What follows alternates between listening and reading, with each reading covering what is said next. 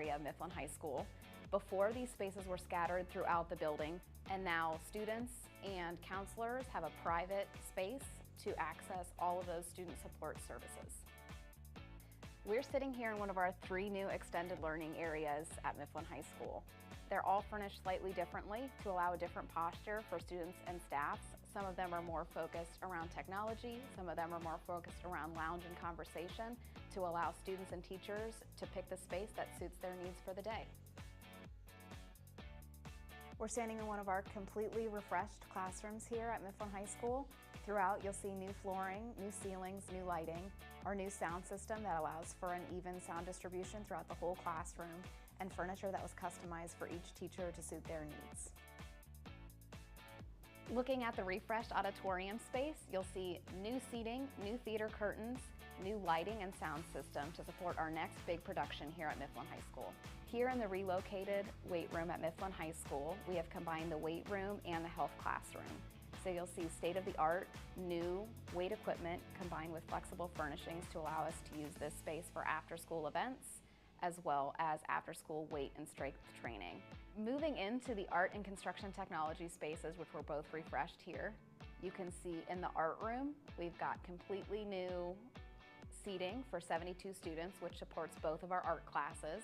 We've added a lot of built-in cabinets to support all of those art materials needed to do all of the different studio functions for our high school art students.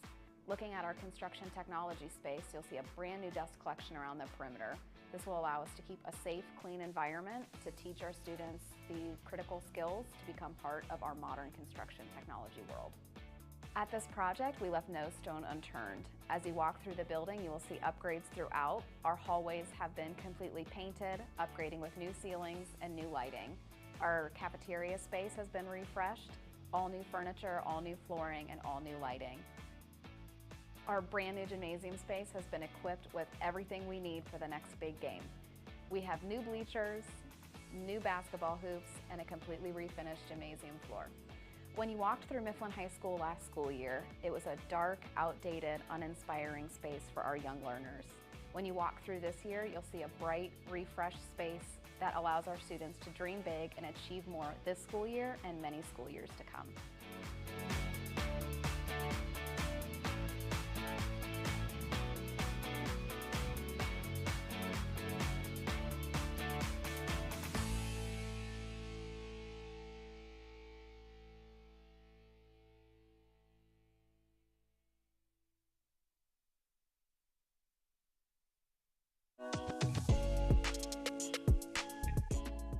The record last year was 3-10 because we only have 5 players, and the record this year is 7-9. We was gonna make a team at Lynn McKinley if we had a coach or if we didn't, and we're having people come to our games to come watch us play. Share the ball a little bit more now, and I actually see the team as like a sisterhood. To go into an actual program that does have those type of losses, you feel like there's no expectation. And I seen from previous games that I had looked at that they actually were talented. Araciana, she loves to get buckets.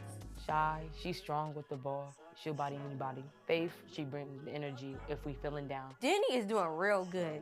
I love Denny. I got to play with my sister this year. She's a freshman. Marion Franklin, Christiana Towns, she had 35 points, 25 rebounds, and 10 steals. She averages 18.5 points per game, 9 rebounds, 6 steals per game. Her Mifflin game that we had, Tamaya Harrington, she had 27 points, 5 rebounds, 13 steals. It makes me feel more confident, start varsity as a freshman and play the whole game and make a lot of points with my teammates and a lot of assists. Changing the culture means a lot to me. It makes me feel real good that people aren't just seeing Linden girls as trash. We here Monday through Saturday, so we really putting in the work, and I'm happy people are actually coming out and seeing us. We aren't just a team that's 3-10. We're an actual high school basketball team. Once I actually did see Darthard and the program that he was actually running, and how he was uplifting and actually caring. Once they actually started to win games and to see their progress and to understand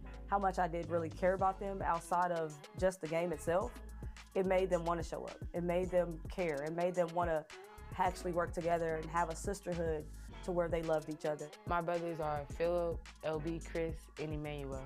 When I watch my brothers play, I look up to them, and I play against them a lot. So it makes me a little tougher to play against girls. The town's name is very strong in the community, and she's living up to her name. My goal for Lynn McKinley is to win more games and set an example for little kids. Being a senior is pretty bittersweet that the program is just getting together, and I'm about to leave, but I'm happy it got together. Coach means a lot to me. She is actually my NOAC advisor, so I be in her office a lot. Miss Crenshaw, she makes sure I make it to individual workouts, things I need help with to be better. She set up some team bonding for us. We do a lot of stuff on and off the court. I do enjoy playing against East since they are our rivals. I have fun playing against Kennedy from Centennial, Kayla from Centennial, Layla from International. For college, I would like to study stenography. College coaches should recruit me because I feel like I'm a good leader, I'm a good listener, and I have good discipline, and I can push myself. She's always going to put 110% into whatever it is that she does. So a lot of the times whenever coaches are looking for that one player, that spark, Tamaya Harrington would be that person. I cannot wait to see the young woman that she's going to become. I just want to do photography.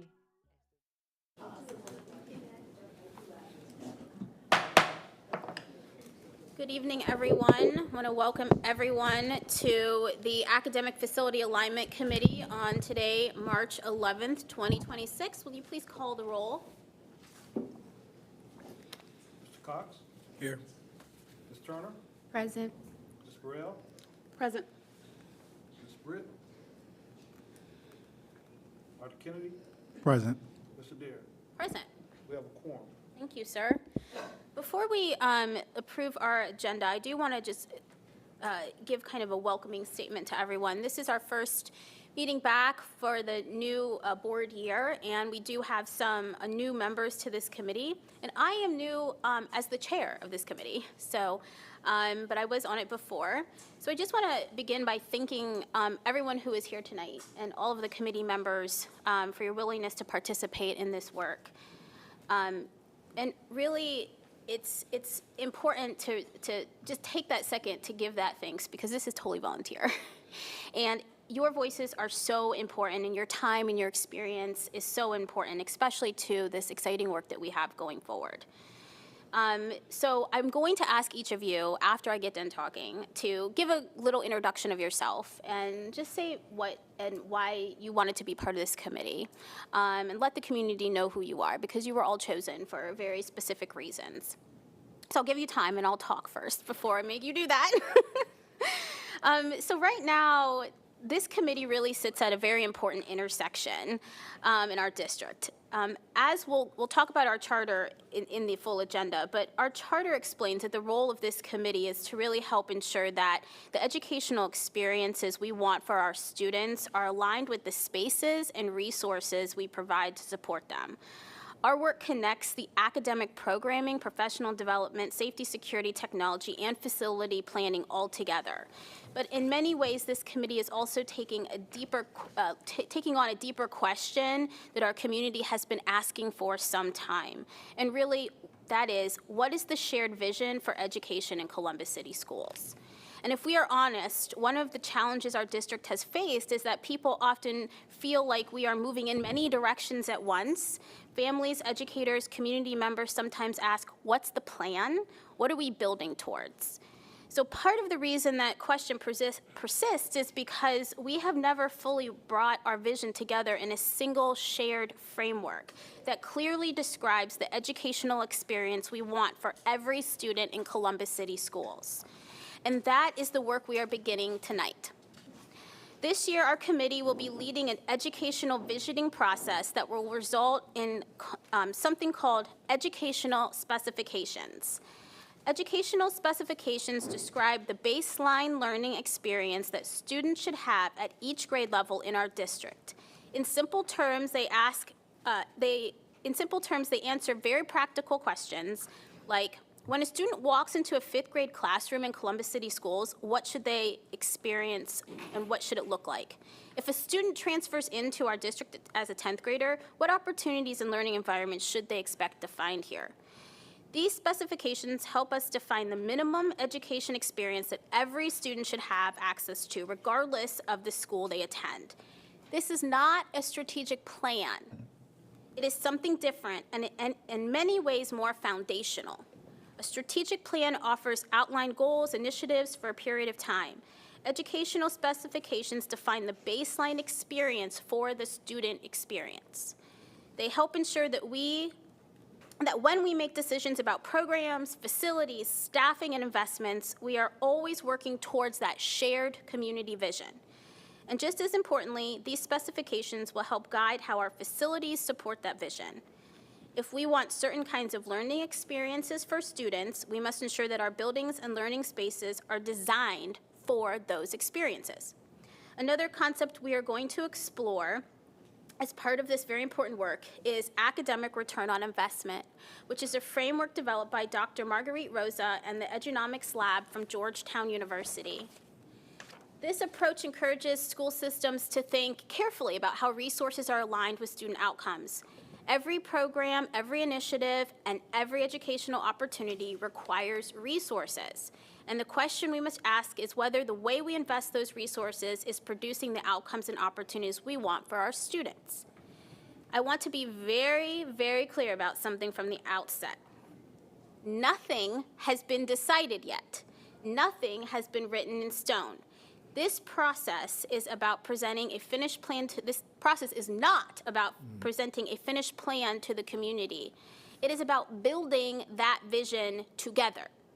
I know we get that a lot. You already figured it out. Now you want us to come and check box it. That's not what we're doing here. We are building this together. So over the course of the year, we will be engaging our students, families, educators, and community members in conversations about what they want the educational experience in Columbus City Schools to be.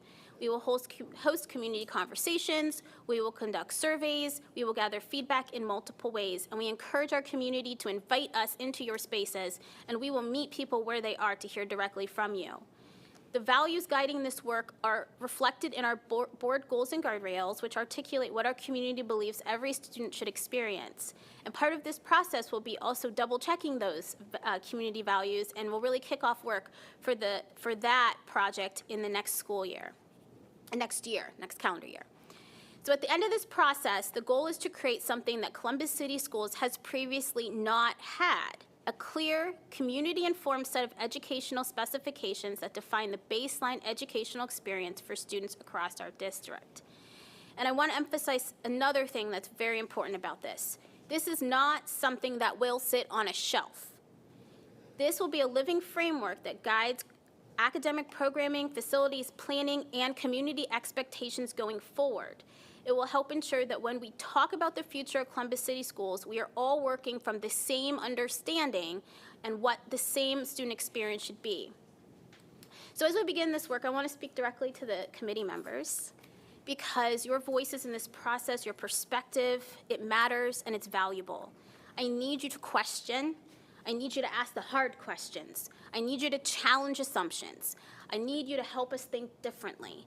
And I want you to tell us what you need so that you can learn, so that you can ask those questions. You're not here to simply observe. You are here to help and help shape the conversation. We hope that you will serve as ambassadors for this work as we move forward, that you will also be a conduit to the community and help us reach networks of people that we haven't before. You will help ask the questions, you will help gather the information, and you will help us learn what our community is saying. So throughout the year, we are also going to have opportunities beyond these formal meetings. We will have different sessions in the community. We will be visiting other spaces, other schools, other districts, and we hope that you will attend those. It is not required, but we do hope that you will attend and participate in as many as possible. It is also important to say that while this work focuses on the baseline educational experience for all students in our district, we know we have quite a range of students with exceptional needs and strengths in our district. We will work sorry, I lost my place. And strengthen our specialized, we know that we have a lot of specialized programs and supports that are needed, and we will discuss these services for our students, and we will talk about how those services and what those needs are will dictate how space is designed and the needs of our community. So we're gonna learn about those things as well. But the purpose of the main exercise is to really define the core expectation and experiences that should be the baseline across the district. So ultimately, this work is going to be about alignment. Alignment between values of our community, the educational experience we want for students, and the facilities and resources needed to support those experiences. And if we do it well, the result will bring clarity to our district, transparency to our decisions, and confidence from our community about what direction we are going. And most importantly, it will help ensure that every student in our district has access to the opportunities that they need to learn, grow, and succeed. So I want to thank you for your willingness to take this journey, to help ask the hard questions, and to build this collaboratively. So now that I've talked long enough, I would love us to just quickly go around the table, say who you are and what you're hoping to help us accomplish this year, or something that maybe that I said that really interests you. We'll start with Mr. Cox. Hi, everyone. My name is Dejan Cox. I was born and raised here in Columbus, Ohio. I went to Fairwood Elementary and then followed by going to South High School, 7 through 12. During that time, I was able to obtain a scholarship through the Young Scholars Program to get a scholarship to go to The Ohio State University, which I'm currently a senior in, senior at, majoring in political science, and hope to go to law school after. My purpose for being here today is that Columbus City Schools has given me every opportunity to grow, and that's something that I want to be able to give back. So I'm here to shut down every negative narrative that there is about us, and be able to get down to the root of the issues to be able to help find some solutions for our children. Advocacy is one of the biggest things that I love to do, so that's something that I hope to bring to this committee, to be able to ask those tough questions, to be able to get better outcomes. Thank you. Thank you. We'll just go on. Okay. Good evening, everybody. My name is Liz Caslin-Turner. I'm a returning committee member, licensed principal, former educator. I oversee admissions currently at Otterbein University, specifically urban district initiatives. I work with Columbus City Schools. I am excited to be back here and to continue to ask those hard questions. Also former candidate for Columbus City School Board of Education. I'm very passionate about the education here. Former student with the IEP, dyslexia. Really making sure that we're meeting the needs of all of our students and all of our different learners, our diverse learners. So I'm excited to be back and to do the work, to do the good work. Kennedy? Good evening, everyone. I'm Dr. Jermaine Kennedy, newly elected school board member for Columbus City Schools. Parent of the district, two young men that have matriculated well, and I'm here really to ensure that there is to support the work in ensuring that there is an academic return on investments as it relates to outcomes for our young people, how we are utilizing our resources, and just how we are making the most of circumstances, situations that we're in, and ensuring that we're keeping our young people at the center of those decisions. Thank you. Good evening, everyone. My name is Kia Shauna LeCount Burrell. I am very excited to be a returning committee member, new to this particular committee. I have 15 years of experience in workforce development, education, specifically with young people in that 16 to 24 range, so in high school or very shortly afterward. And additionally, I am a second-year PhD student studying workforce development education and special education. Those two things together are what has brought me to this place and what makes this so important to me. Community engagement and community engaged research is something that, from an academic perspective, has always been a thing that I valued, and from a professional perspective. And I think that it's really important to not just research from the outside or just observe and make judgments from the outside. When we see that there is support or change needed in the community, I am a firm believer that it is our responsibility as community members to step up and take part of that. I'm also a mom of 3 public school children, 2 that are in elementary school, 1 that's in high school, and so this is the success of CCS and of education throughout Central Ohio is deeply personal to me. Good evening, everyone. My name is Noelle Britt, and I represent the City of Columbus Department of Neighborhoods. And so in this particular role, our department, we partner a lot with Columbus City Schools through My Brother's Keeper, Commission on Black Girls, community planning, many, many other ways. So one of the ways that I hope to support is to help be a liaison and kind of bridge the gap between CCS and the city as partners. But even bigger than that, I think for as long as I can remember, people have been my passion. I now know that word is community development, or that field is community development. And so previous to this role and being with the city, I managed the One Linden Schools Initiative that supports, in particular, Windsor and Hamilton STEM Academies and the Lyndon McKinley feeder pattern. Though I love working in the city, I miss my office being in the 6th grade hallway at Windsor STEM. But just appreciate the opportunities where I can come and support and advocate and lend my skill sets to support this work. Our schools are our backbone. Our kids are our now and our future. So whatever that we can do, what I can do, the city can do, I am here to support. I'm happy to do so. Thank you so much. We also have Dr. Tina Pierce, who is part of this committee. She was not able to be here, but she has been on this committee for a long time, and she is very excited to continue this work as well. And I'm very excited to have her, as well as Dr. Kennedy, as my board colleagues, as we really take on this big endeavor that's going to help our district.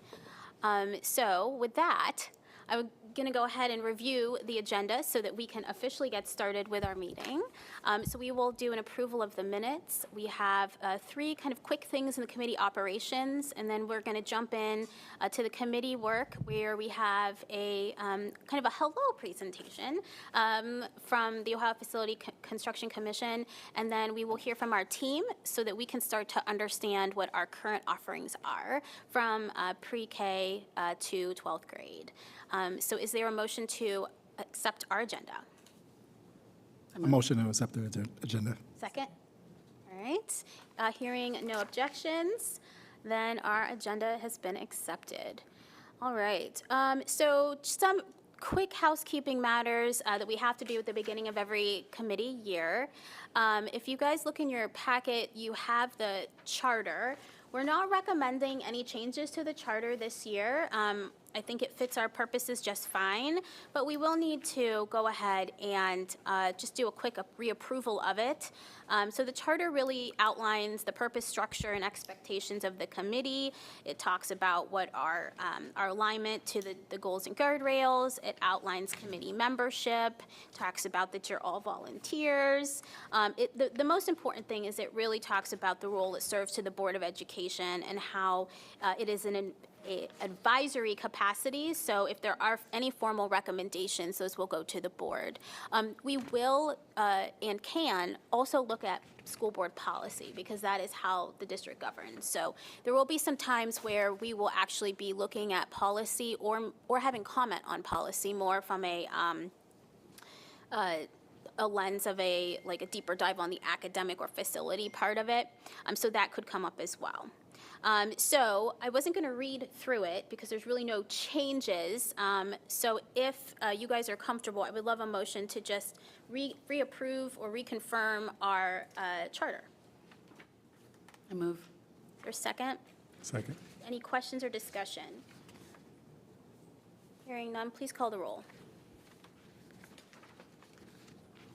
Okay, Mr. Cox? Yes. Ms. Turner? Yes. Ms. Burrell? Yes. Ms. Britt? Yes. Dr. Kennedy? Yes. Mr. Dare? Yes. Motion passes. Thank you. If you were on my ETRM committee, you know that I like to do this. I'd like to tell everyone what I think our plan is going to be for the entire year, which is a little scary sometimes. So this is a tentative plan. So in your packet, you'll see it's called 2026 Deliverables, Objectives and Tentative Plan. This will change, and we will keep updating it as we go. it really outlines, the leadership gave this committee some specific questions and deliverables that we need to address. So those are right up front. So there, in our June report to the board, we have to have these 4 questions answered, and so our work will, we will incorporate that into our work and be able to answer those questions by June. And those are, what academic programs does the district offer? What academic programs does the district not offer? Is the community satisfied with the current academic offerings? And why are families choosing CCS? By December, the leadership would like these questions answered, and that is, how do we get what the community wants in the academic offerings? What does it cost to obtain the offerings the community wants? And what are the barriers to obtaining the offerings the community wants?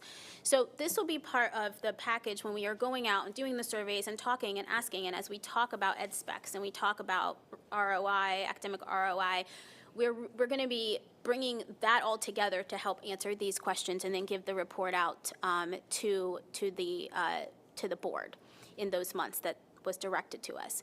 And so this year's objectives is what I talked about already, and it's really about the development of education specifications for facility alignment, which demonstrates a strong academic return on investment, which are directly aligned with our community's values for CCS and academic programming.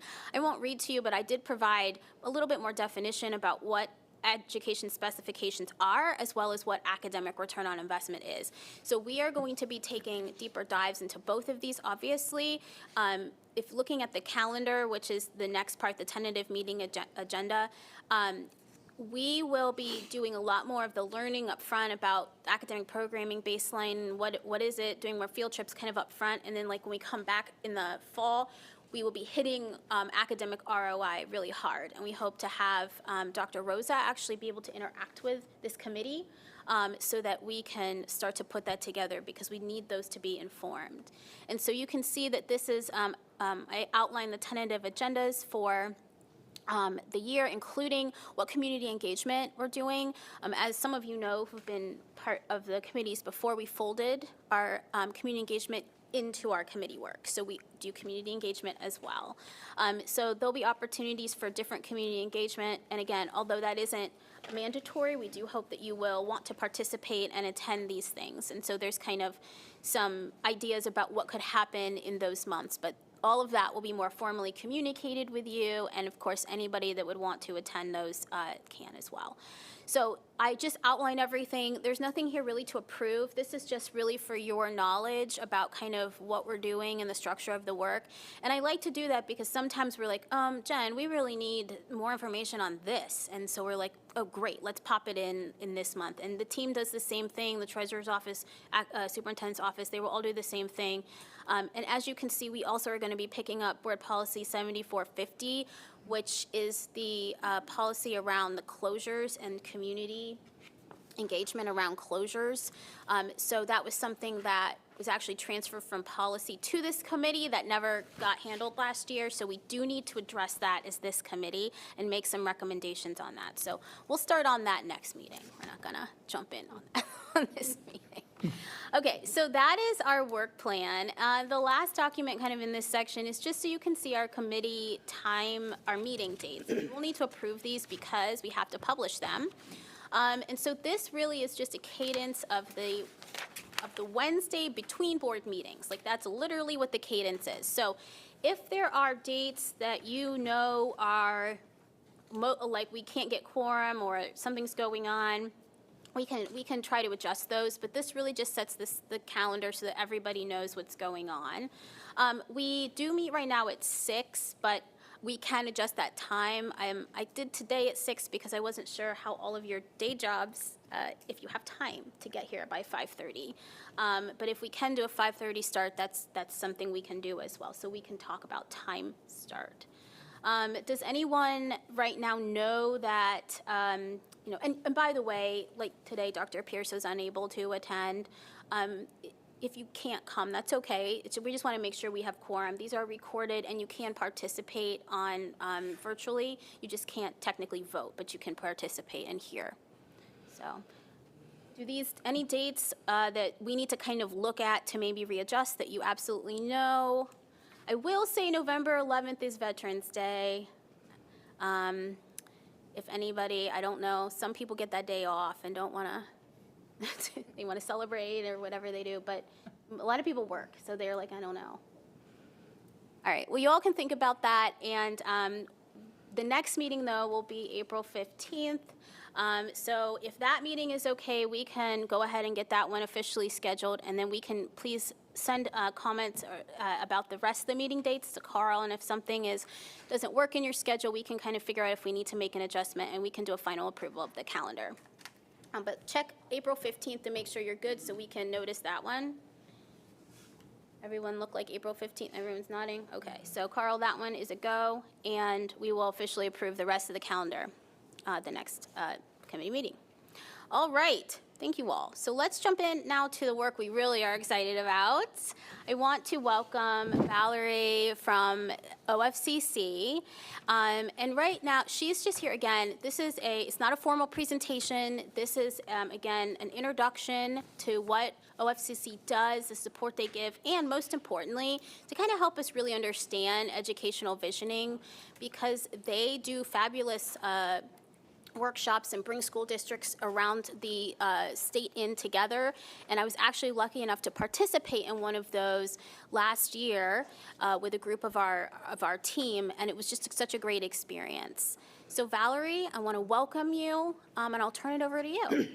All right, well, good evening. Valerie Montoya. I'm the Deputy Chief of Planning at the Ohio Facilities Construction Commission. I've been there a little over 11 years now with our planning group. And, just kind of an overview of what the commission does. I mean, our main focus is working with our K-12 and joint vocational school districts around the state to help them plan and prepare for building construction projects and capital projects. And so, I mean, in my 11 years, I've worked with dozens of school districts around the state, from as small as 500 to as big as you guys. And so it's a very unique and opportunity with every school district to go through the planning process. And I would say no two plans are alike.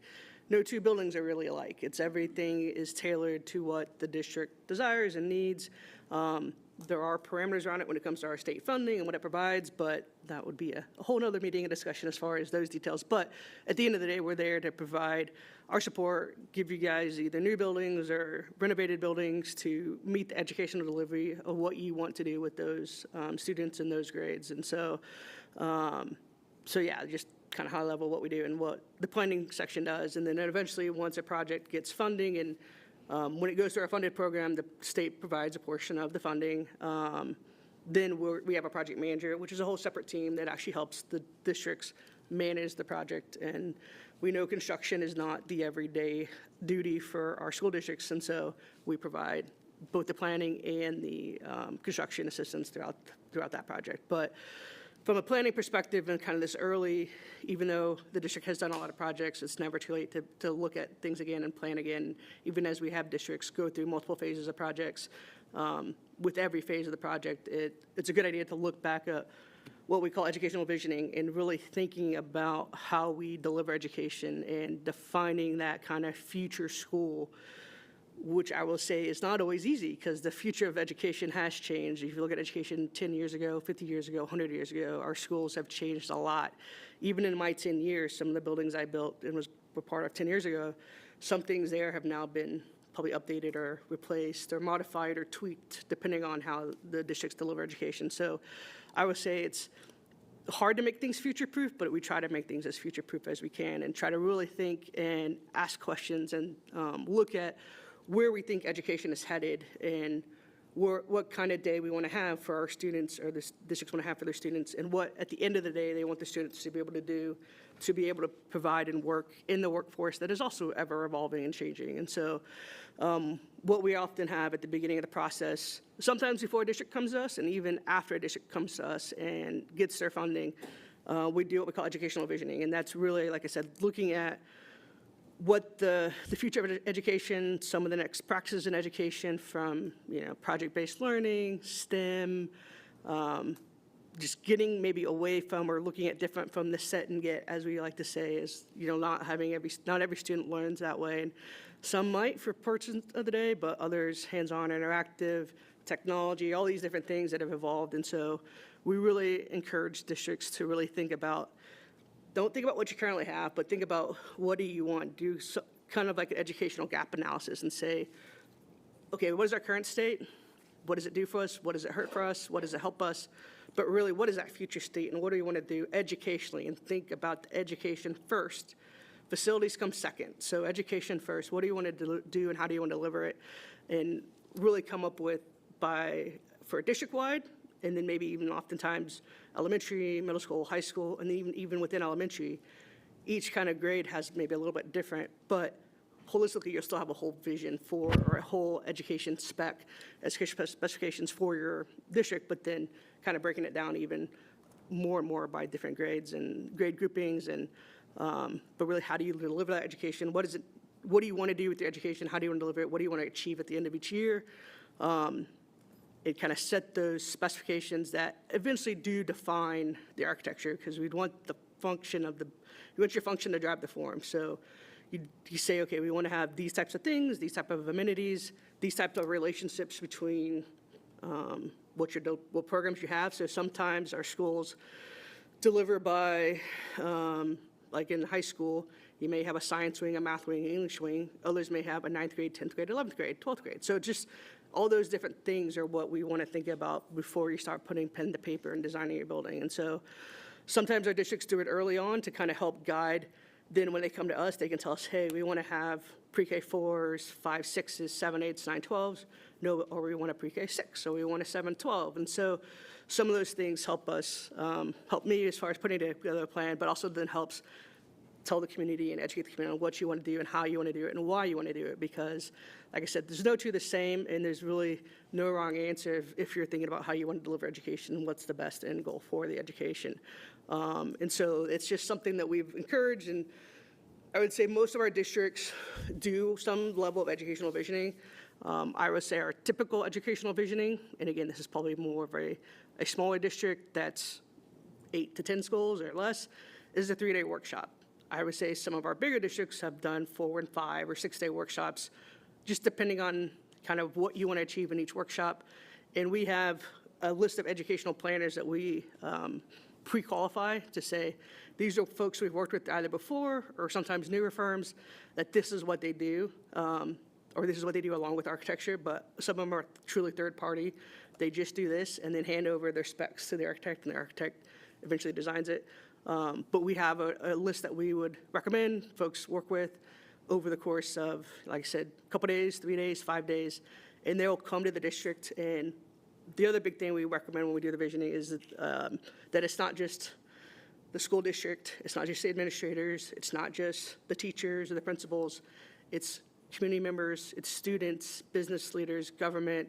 So there's a holistic look at what the community has to provide and what, again, maybe some of those end results of what you want to teach and educate, how you want to educate, and how to prepare them for the future. So you get these perspectives. And I've had some where it's, the focus may be a new high school, and so we have high school students to talk about their day currently, but we also bring in middle school kids to say, what do you want in your new high school in the future, to not just talk to the kids that are in there now, but even the future. And then, or if we're designing elementary school, maybe we have some middle school and high school students that come and say, hey, I wish I would have had this or could have done this at a younger age group. So, and I would say sometimes the students have some of the best ideas we've seen. Also, some of the most creative of a pool or something in every building, which I'm all for pools. I don't know. We can have that. We don't fund that, so that's always that's a school district decision, or a slide. And I think we've even had a few districts put a slide in from their second floor library media center down to the first floor. So it is very creative. But yeah, you have a lot of community engagement, interaction, and a collaboration amongst all these different stakeholders to really, again, at the end of the day, create the vision. And then once that visioning sessions are done, the ed specs come next, because then the specifications then help provide more details for the architect to say, spatial relationships of we want this next to this, we want our classrooms of this size, we want some of our science labs to have maybe more of a STEM-like type feel that's more flexible and variety, or we want so many small group rooms and this type of furniture even. Like, it gets more detailed. It's still not blueprints or floor plans, but it gives the architect a little more parameters of what they want, and that's usually after you've gone through these days of visioning and maybe had few more meetings with the department heads or specialists in the that want to be the teachers on the ground to say, hey, these are kind of the things we'd want.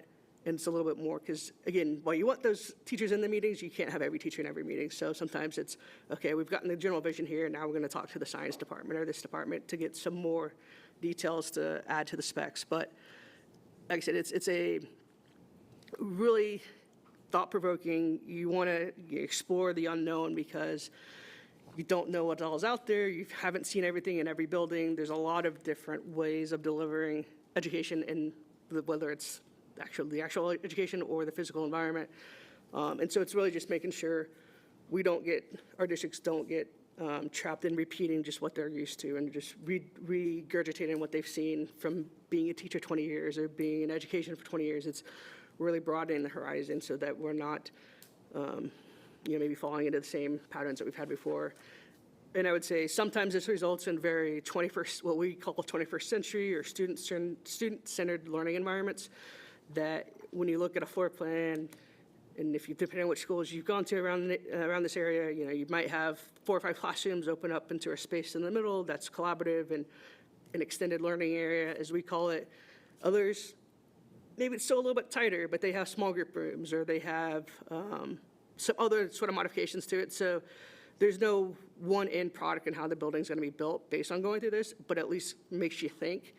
And I would say when districts do this, especially early in the process or when they're still in the design and that new building's not going to be open for 2 or 3 years, they start trying to adapt even their current buildings to those new educational delivery models and try to just, to some extent, retrofit. Maybe it's bringing in the new monitors or bringing in this or that, even their existing buildings, because sometimes that shift can be a lot, and you don't want to wait till the new building's open to make that shift. So a lot of it's the preparation beforehand, even explaining the changes to the community and their parents to explain why a student is now doing this versus that, or a teacher or some parents that are used to, again, sitting in the same classroom maybe all day, and now their kids moving around to different areas and is maybe left not unattended but left out in the open space out here to work, and they're not sitting at a desk all day.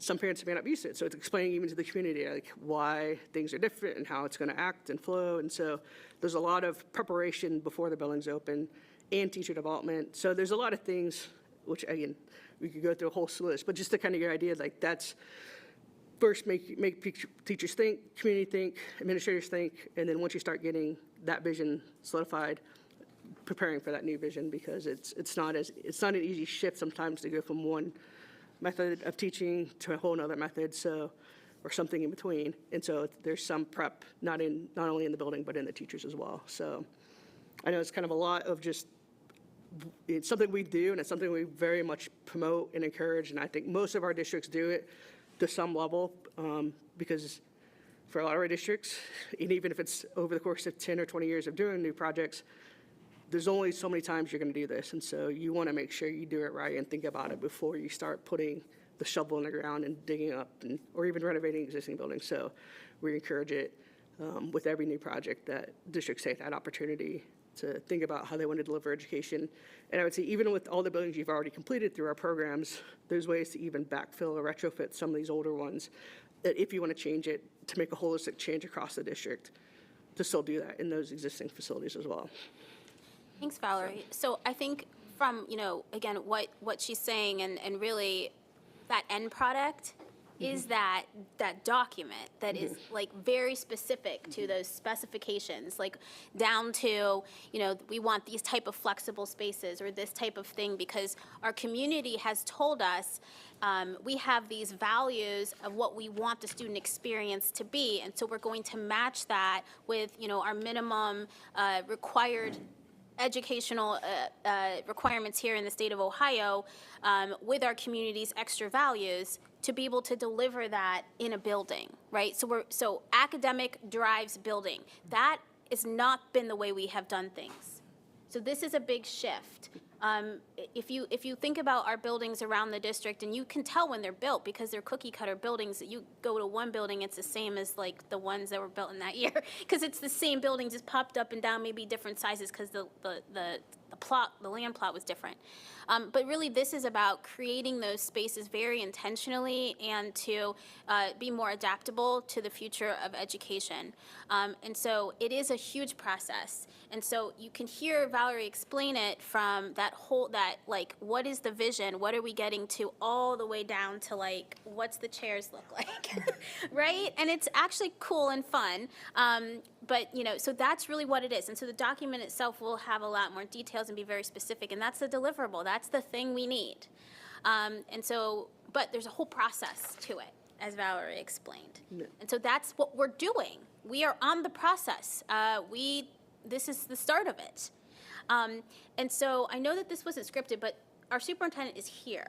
And so I would love for her just to come up and give us the vision. Like, where are we going, Dr. Chapman? Like, what is the vision that we've been working on? Because that piece we have been working on. Where are we going? What are we trying to get to? Good evening, Board Committee Chair Adair, Board Member Kennedy, and all of our committee members, as well as staff and community members who are watching maybe online. This is the beginning of a very exciting process, because when we think about the work that we have done in terms of facility master planning in the district, we have made some commitments in the past. And we have developed some comprehensive facility master plans in the past. But this is a piece that has been missing for some time as a part of all of our planning.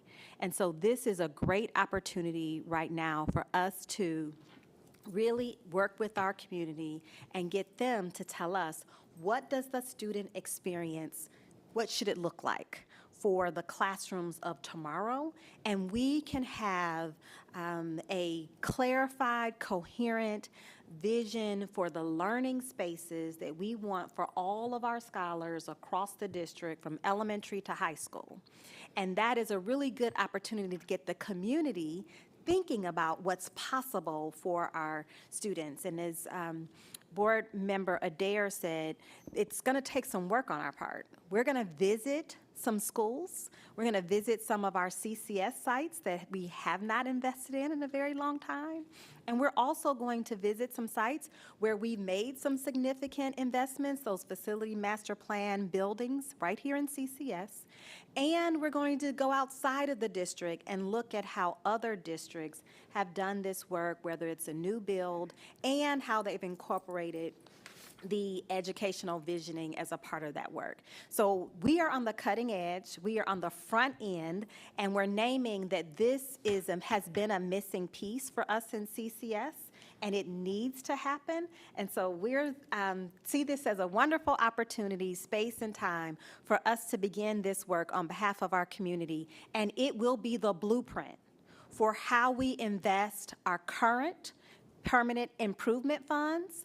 If you have been following some of our investments online and in schools and communities, we've renovated several CCS legacy buildings. Those are buildings that were built a long time ago, and we've modernized them in some way.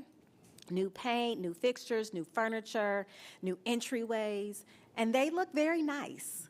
But we did that by talking to the staff, talking to the students, and saying, well, what do you want?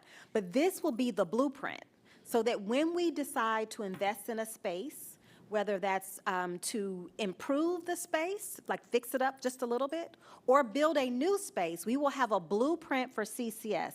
This is our vision. These are aligned to our portrait of a graduate attributes, and this is what we hope to see. So we have some more consistency and uniformity across all of our spaces. In some sides of town, you have K-6 buildings. In some sides of town, you have pre-K through 5 buildings. In some areas, you have a K through 8 building. In some areas, you have a 6 through 12 building. And so we also want to be setting the expectations of what would be the ideal preferred grade band for what we want to accomplish as a community? What would be the ideal preferred school size? Are we talking about small schools?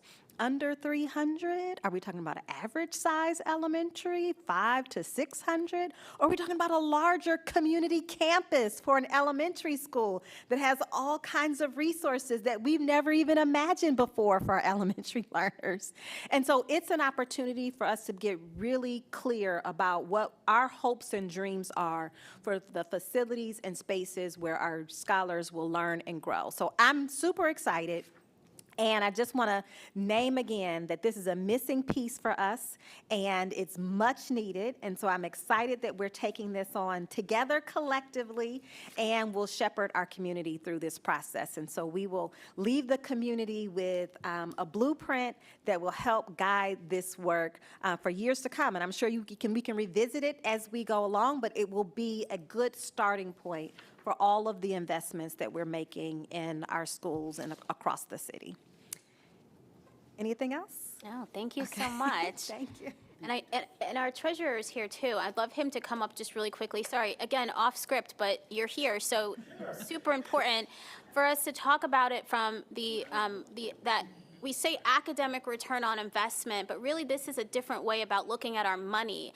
And just like we just talked about, we don't build facilities without understanding the academic program. We should also not be spending money unless we understand what it's doing for our academic program. Could you just give us a quick kind of view about when we say academic return on investment, what that means? Yes, good evening. Thank you for the opportunity to speak tonight. Board Member Adair highlighted earlier, it's all about resource allocation and looking at what we're doing effectively to educate our students. And in this resource-constrained environment, we have to begin to make some difficult decisions. So we need to examine what are we spending our dollars on, what is that bang for the buck that we're getting. And I think most businesses look at that return on investment, and our students are the return on investment for the community. How do we maximize the dollars in the classroom to drive their academic success, which will ultimately benefit the district? So we're going to look at that numerical side, but then there's the empirical side as well. What programs are we offering that are working today? What programs, I think OFCC said that perhaps we've had that older mindset on that we've done in the past that worked, but as we grow into that 21st century need that our students have, how do we delegate those resources appropriately to begin to think different? So as we go down this journey together as a committee, it's really looking at what we have today, where we want to be in the future, and how do we use data to guide those decisions from a fiscal lens. Thank you so much, Treasurer Cook. And again, the Treasurer's office is going to be, he's going to be here most meetings, but really more heavily involved in the fall. On the backside. On the backside when Dr. Rosa hopefully gets more involved so that we can really understand and just I'll put it out there. They have a great website, so committee members will get that to you for you just to kind of learn right now on your own and dig in. It's got a lot of data about how we are currently allocating resources and looking at performance. It's very interesting. And it's not just our district, it's across the country. So you can look at it all sorts of ways. It's like a pretty amazing, it's edunomics, something. It's I'll look that link up while I'm here, get it to the chair, and then she can distribute it. We'll get it to you. Awesome. Thank you. Thank you for that impromptu, but you're both here, and both of these pieces are so important. So let's go ahead and turn over to our Deputy Superintendent, Ms. Mosier, who actually has a presentation on the agenda. And so we have to get started, just like we heard from FCC, about understanding what we are currently doing. Like, what are we currently doing? And so that's what today's presentation is. And committee members, I want you to, you're going to have an opportunity to engage in this. It isn't really deep conversation, but we want to leave space for that on future agendas. So I want you to tell me, I need more info about this. I want to take a deeper dive here. Today is really about the bigger picture about where we are so that we can go out to the community to better explain where we are and figure out where they want us to be. So I'll turn it over to our Deputy Superintendent. Thank you, and good evening to the committee. Thank you for the opportunity to bring some information to all of you about our current state. And while we talk about the future and begin thinking about envisioning, I want you to know that every day there are fantastic things happening in our classrooms. right now. And so as we learn this evening more about what is currently happening, I believe that you will throughout this presentation have an immense sense of pride and also begin to think about the possibilities. What are you not hearing? We're not going to talk about the gaps at this time, but as we go through the presentation, you'll get, again, a very high level. What is true? We're going to start with what is true for all students. What happens in an elementary day, in a middle school, in a high school, and then learn a little bit more about many of the programs that we currently have available for students who qualify for that service. And so, again, we will, not in depth, we're going to start with a high-level overview. And then at the end, we will turn back to the chair for some facilitated conversation. And I want to name that a number of our academic directors and executive director are here with us tonight, and you're going to get to meet a good many of them. And so as we get started, I'll invite Joe Hernan to make his way to the podium. Good evening, everybody. Good evening. I am Joe Hernan. I'm the Director of Mathematics, Innovation, and Technology for under the Curriculum and Instruction Department. I'm going to start us off by just giving a baseline overview of what all of our students experience in Columbus City Schools, all of that academic programming. And it's really important to kind of start things off with our multi-tiered systems and supports. That's sort of how our programming is aligned and organized to ensure that students have access to grade level instruction and the supports to be successful. So when we're thinking about MTSS, Tier 1, that's our core instruction, that's our grade level instruction. Tier 2, that's where we have targeted supports and intervention. And then our more intensive supports for our students that need some additional assistance, that's where our Tier 3 comes into play. When we're talking about core academic programming, just pretty standard. We have our literacy, our reading, we have our mathematics, science, and social studies. And in addition to our core academic programming, we also have our unified arts, so that's inclusive of music, visual arts, and physical education. So as we're going through, just keep in mind, this is sort of our baseline. These are the common expectations that all students are engaged in. And I'm going to pass it now over to Shalonda Likely-Roach, who's going to kind of take us through the day in the life of some students. Good evening. I am Shalonda Likely-Roach, Director of Literacy for the district. I wanted to uplift and show you all what an elementary, middle, and high school daily schedule look like. So every student, every day in an elementary building will walk through, as you can see here, there is 390 minutes in the school day. Students start school at 9 a.m. and they are dismissed at 3:30 p.m. So that gives us roughly 6.5 hours of a school day. This is just a sample schedule. All principals create a master schedule, and so the times may differ. At 9 o'clock, you see here is attendance announcements and morning circle, and we start the literacy block at 9:15. That might not be the case in every building. However, the structure is the same. All elementary students in grades K to 2 receive 135 minutes of literacy instruction, 60 minutes of math, 45 minutes, give or take, of science and social studies, 45 minutes of unified arts, including gym or physical education, art, music, those things. 30 minutes are built in every day for Tier 3 intervention, as Joe talked about, and then we have 60 minutes allocated for lunch and recess. I do want to uplift here in the general schedule. This does not include transition time, and our elementary students need time to transition. They have to go to the bathroom. They have to transition from their classroom to the art room, the music room, the gym room. This does not take into account of that. So give or take, when you put in those transition breaks, that takes off some of that time for content for our instructional day. I also contractually, teachers have to vote every year if they want a second recess for 30 minutes. And most of our schools opt into that 30 minutes of extra recess. So then our principals are tasked with modifying that schedule to account for that additional 30 minutes of recess. I think it's 15, right? It's 15, I'm sorry, 15 additional minutes.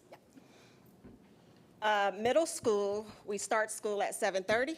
We conclude at 2:30. That gives us about 420 minutes a day, which ends up being about 7 hours. This, again, is just the standard time, give or take. What we do know is that every middle school, we have 8 periods, and those periods last between 48 to 50 minutes for each period. And this is just a sample of a 7th grade classroom. And then at the high school level, this is a 10th grade sample. And again, every high school has 8 periods, again, 48 to 50 minutes per classroom. And this schedule that you see here does have a 2 to 3 minute transition time, so students can get from one class to another. All right? All right. We're going to now transition and talk about some of the special programs that are available depending on the level of the student, the grade level, elementary, middle, and high. And I will name for the committee at the end of your packet, I think it's in a paper clip, you have a sample inventory. So we have begun to inventory our programs. And again, this is just a sample. This one happens to represent schools in Region 1, but there would be an inventory of programs and offerings for each of our regions, and we have some summary information as well.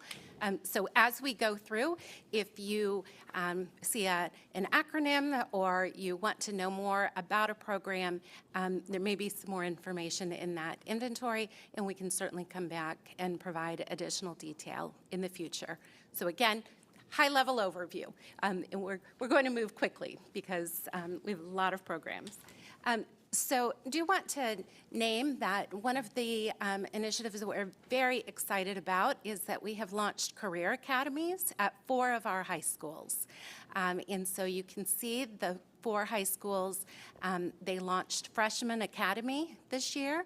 And on the slide, we have some information about the pathways at each of those schools. We're not going to spend a whole lot of time on this one, but I will name that we've been talking about career academies quite a bit in the last couple of weeks. Our comms team has been out just yesterday at East High School, and so if you're following stories about Columbus City Schools, you'll hear a lot about career academies. Our plan is to launch in an additional 3 high schools next year. I will say, sorry, I know that we're not supposed to, but I will say for this in particular, in thinking about the visioning, we're doing this in our existing high schools now because we need to get the programs going, but really for these to be fully successful as we envision it, it will require new buildings with new things in the buildings and new educational spaces.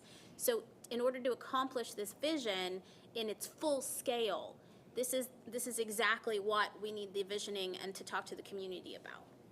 Thank you. Career academies are part of our high school program.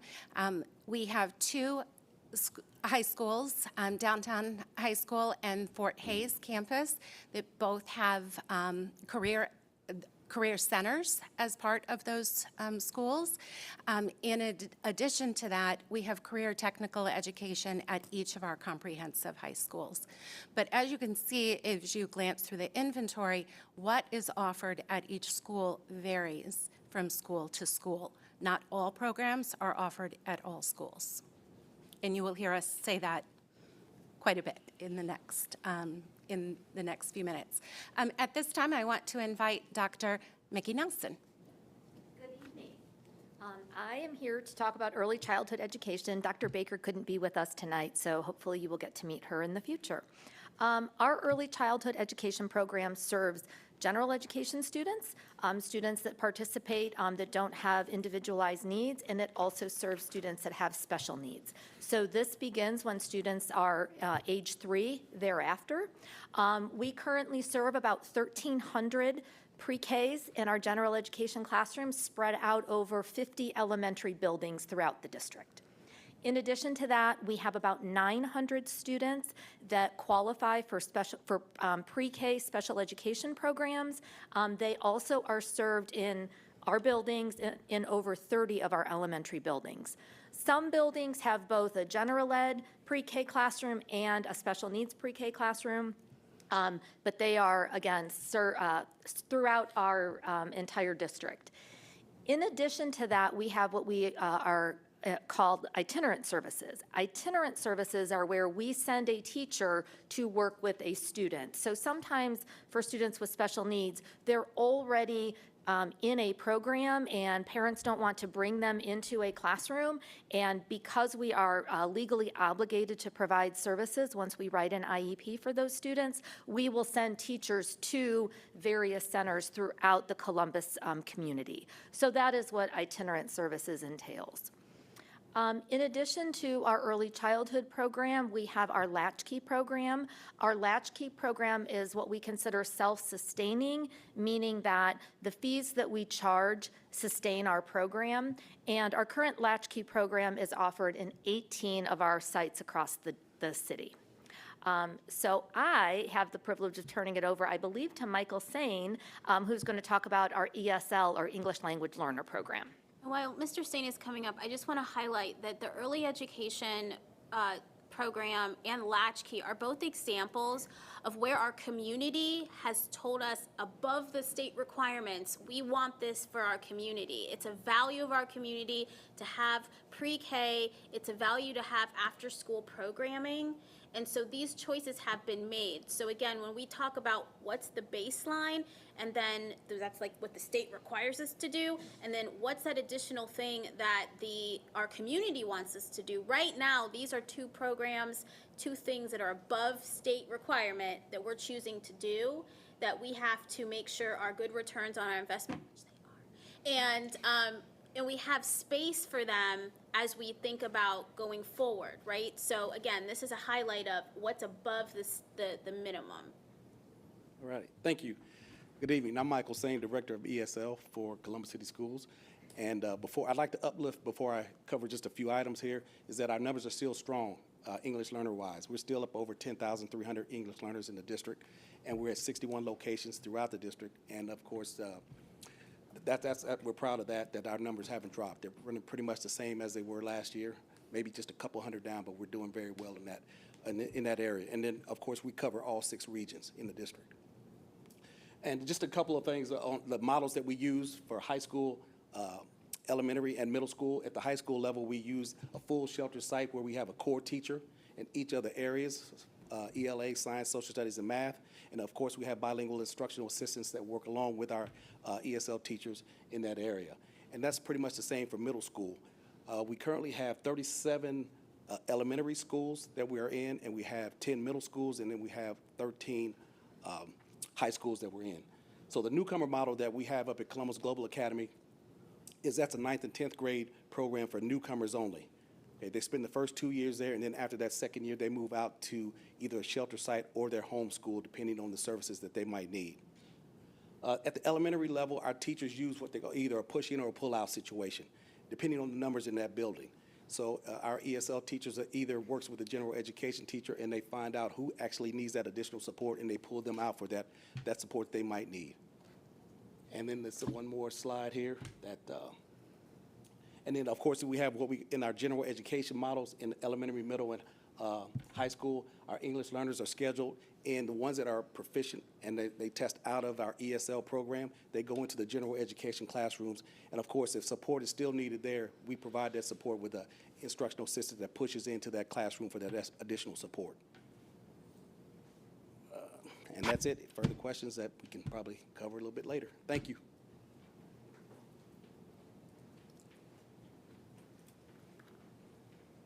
Good evening. I'm Dr. Kirsten Smith. I am the Director of Gifted Education here in Columbus City Schools. Just really quickly, I wanted to say that we are guided by state law in terms of testing, identification, and service for gifted education. And that we offer a continuum of services in K-12 to over 4,000 students in Columbus City, as well as 6,000 in our talent development model, which is called PETS, which is an acronym for Primary Education Thinking Skills, and it is a critical thinking skills program for students at 40 of our school sites that have the lowest identification rates. We also offer K-2 pull-out service at all elementary schools with 225 minutes. We also offer reading and math in grades 3 to 5 at 16 sites, 6 to 8 at 8 of our middle schools. High schools offer AP and IB classes, and we also have the Columbus Gifted Academy. And we're guided by state law in terms of service minutes. So if we decide to serve, the state says that we only have to identify. We don't have to serve. But if we choose to serve, then we have to serve 225 minutes a week. And so that is a lot. It's about 45 minutes a day per student, per subject, reading and math.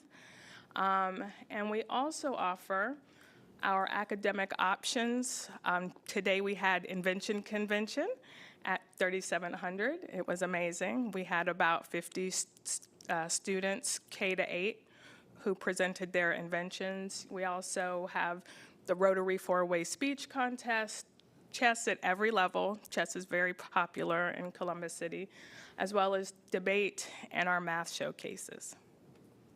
Thank you. So I'm going to pause for just a moment.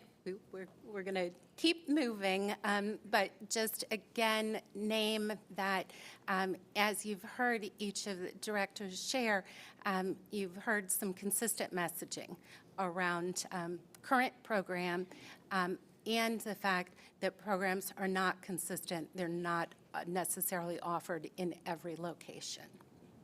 And we've made some decisions as a community and as a district over the years, and it is exciting to have an opportunity to review some of those decisions. So taking just a moment here, high school students do have an opportunity to work with our higher education office. We offer programs such as College Credit Plus, where students who are in high school can earn credit, college credit. And as a mom who sent some kids to college, it's very exciting when high school students can earn some college credit before they actually enter that higher ed college or university. Junior Jumpstart is a program that is available in each of our high schools and does provide career and post-secondary exposure for students. And seniors to sophomores is just one example of post-secondary support that is provided. At this time, I'm going to invite Dr. Nelson back up to talk more about services for students with IEPs. So similar to our gifted program, serving students with disabilities is we're bound by federal and state guidelines and laws. So everything we're going to talk about is really what is represented in the law in terms of our service. So our service for students with disability is always based on a student's individual needs and what we call their least restrictive environment. Where can we best meet their needs? And ultimately give them the skills, help them to attain the skills that they need to be successful. Our current enrollment as of this morning in grades K through 12 plus is 7,765 students with disabilities, which represents about 18% of our district population. We offer what's called a continuum of service delivery options. The first, least restrictive, is obviously the general education classroom, and as Joe talked about earlier, all of our students should have access to Tier 1. So when we talk about multi-tiered systems of support, think about those things in addition to. Everybody gets Tier 1, we then add Tier 2, and then we add Tier 3. So special education can be, for our students with disabilities, is considered their Tier 3 intervention. We offer multiple types of classrooms in our school buildings. The first type is what we call a learning center.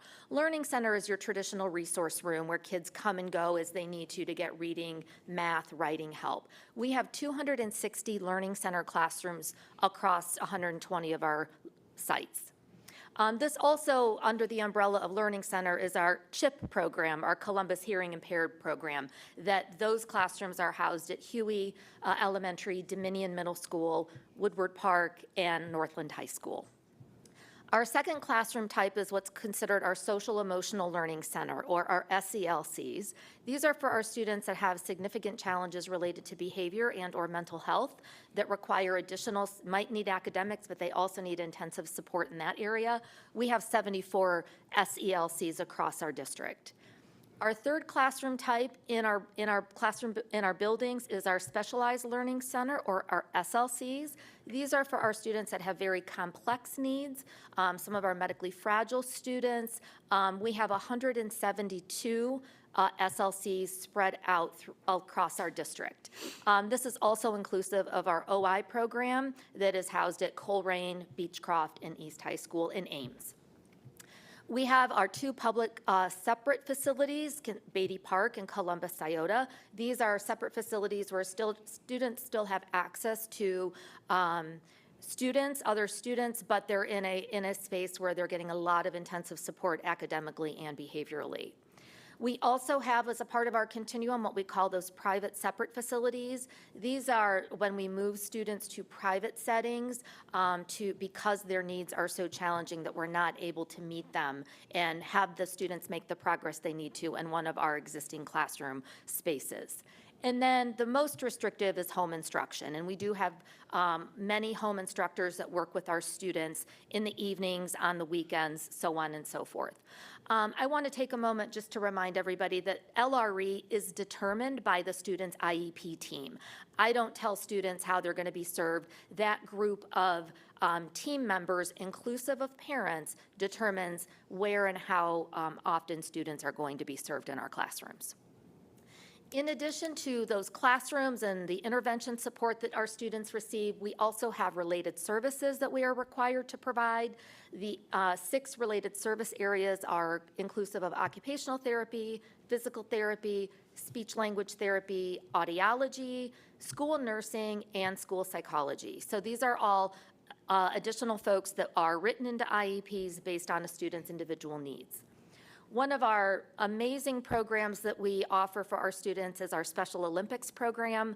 Last Saturday, they just had the polar plunge. You often see on social media all of the amazing things we do for our athletes through our Special Olympics program.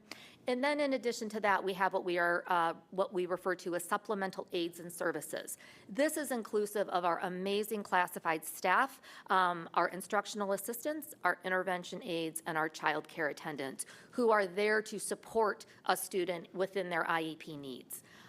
We also have behavior specialists and what we call BCBAs, or board certified behavior analysts.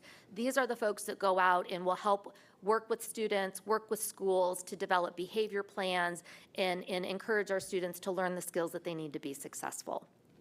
In the box there you see every one of the students that are identified, those 7,700 plus, qualify for these services under one of these 13 categories. These are the federal categories to allow a student to receive IEP services. And if you have questions, I can take them at the end. I don't remember who's up. As you're making a transition, I just want to quickly pop in. So this last group of from English language learners to the gifted and talented to special education, you might say, well, Jen, that's 7,000 students. You said this is about like the typical. Well, we need to remember these things because we as public education serve every student. And all of these are students, whether they're on, the gifted to our special education or have different needs. And our spaces need to reflect them. And what we know is that these populations are increasing in our district. And so we have to have an understanding of that as we're talking about space. And so it's important to understand these academic programs as well as what is mandated and required under the legislation as we are talking about space. So just kind of doing a little tie there about why we're talking about them. Dr. Klein, I guess? Speaking of spaces, indoor and outdoor spaces. Dr. Klein. Thank you, Ms. Mosier. I appreciate it. One of the things I want to share about athletics is that all of our high schools and middle schools have the equal opportunity to have each and every sport that is represented by a middle school or a high school level. Some schools do not choose to do some because there's not enough students that can participate in that activity. That's one of the reasons that I need to have larger high schools and middle schools so that we can field appropriate teams. So here's just a list of our current athletics by middle school and high school. There's one that's missing that just could make me cry, and it's cheerleading, and I'm not sure why it's missing. But as a former cheerleader, I'm going to tell you. We have approximately 2,300 students, scholar athletes that participate in our athletic teams. And I want you to know something that's really important on the athletic side. We keep track of our student athletes' academics, and we take that very seriously. Thank you. Just to put a fine point on Dr. Klein's comment, although, boy, we better figure out where that cheerleading, that's going to be an edit before this goes. There'll be a revised board docs, Mr. Williams. What I want you to see there is cross country, for example, high school level, 10 high schools. Golf, 9. Football, 15 high schools. As Dr. Klein mentioned, some schools may not have enough students to actually go out for that team. And even if the school has the program, there may not be enough students to have a varsity and a JV. In the schools that many of our students are competing against, there might be a 9th grade team. They may even have developmental programs as early as elementary and middle school. And so as we look at the offerings, I would just remind you that at the end, we're going to ask a question about what might be missing. So we have a few more slides, some more content, but just wanted to name that there. Catherine, can I pop in here? Yes. Athletics is important because it's part of the full student experience. And our community, historically, has said this is a value. We want our district to have sports. Also around arts. We've protected arts, music and art. Those things have not been cut from budgets. We've put money into those.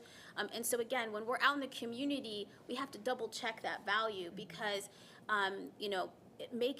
if we say that is the baseline experience, every school gets these things or opportunity to have these things, those things do cost money, right? So again, it's important to know, not just for equity lens, we want participation, we want it to be equal across the district, but also that return on investment lens and the facility lens, because FCC doesn't pay for some of this. So if we want, There's ways. if we want to have certain things in our community campuses, it's something that our community may have to pay more for, and it won't be covered by the state. And so, again, it's these kind of choices and values and conversations that we have to have. Absolutely. Not all inclusive, but just naming some of the other activities. Many students in middle and high school are interested in athletics, not all students, but having engaging activities, extracurriculars, and offerings for all students, it can be a challenge. Our schools, again, do a great job. Our staff provides opportunities for students, but these are not, these activities are not necessarily happening in every single school. Speaking of not all inclusive, but incredibly important for our student experience, we do provide, Columbus City Schools provides robust whole child supports. On this slide, you see just a few of those, but do want you to know that licensed school counselors, licensed school social workers, licensed school nurses serve our students in our schools. We have partners who support a number of our whole child supports. We have school-based health clinics in some of our schools. And again, I just invite you to review that sample inventory that you have to get a sense of where those programs are featured. Again, not all inclusive.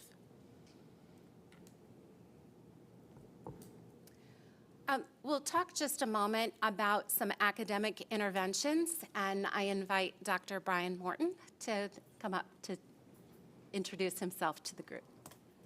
Good evening, everyone. I'm Brian Morton. I'm the Director of K-12 Teaching and Learning for the district, and we're going to talk briefly about our academic interventions for our students. Of course, we know that there are students that don't always meet all the graduation requirements and make it across through the finish line in the 4 years that is designed in high school. So we have some programs that are actually in place that will help and support our students with wraparound services, as well as direct services to help our kids finish out the requirements for graduation. Our program that we have currently is Graduation Completion. We actually host this site at the Columbus Library, our main library just up the road here. Where we have 3 staff members that actually support students. They come in on a flexible schedule. Many of these students have determined that a typical brick and mortar building is not working for them. So they actually come in on a flexible schedule. They work one-on-one with many of our teachers there. They utilize our virtual online program to really kind of work through the courses that they still are needing to complete. So really a lot of supports that are offered there and really helping our kids finish out, whether it's finishing out through a 5th year, which helps our overall graduation rate for the district. Also, we have the virtual credit advancement program, which allows our students not only to recover courses that they need for graduation, but they can also work in advance to recover or to work on credits that they might have that they may not be able to get in their own buildings, but also just to explore other options as well. Thank you. We are going to wrap this high level. We were not all inclusive. We did not name all programs. In fact, as I invite Dr. Klein to come back up, I will name that in previous committee meetings, we have sometimes taken the entire 2.5 hours to dive into just one of the topics. This evening, we chose to begin with the sampling. We will come back and provide additional detail in share more about even more of the programs that currently exist. But as we end here, want to name that this, again, is an example of offering that Columbus City Schools provides to our community for adult education. Dr. Klein. Thank you, Catherine. This is a really exciting gem that some people don't even know about that I want to share with you. In the late fall, I was able to start working in adult and community education. It has been an absolute blessing. I want to share with you that the GED program does house and allow students to get their high school diplomas. But there are other things that happen in adult and community education. We have an LPN program that is state-of-the-art. They have a 92% graduation rate, and they employ 96% of those graduates to go on to a community job. That's amazing. Yeah, it's just amazing. And on top of that, we have an HVAC program also that happens at Fort Hays. It's very phenomenal, a broadband program. And so we're expanding adult education, and it is a really, really important part of our community to get our community to be workers within the city of Columbus. And those last three, again, starting with whole child, academic intervention, and the adult community education, those are examples of, as we're considering space and as we're considering things that our children need to be successful, these things happen in school or could be around a school if we design properly. So right now, for example, in Whole Child, we have schools that have health-based clinics in them, but they have been retrofitted, right? And so if that's something we intentionally want, because we want these community campuses, we need to think about that. We also can think about how the city is doing things and how we partner better and using even taxpayer assets to create spaces where we are more of a centralized community.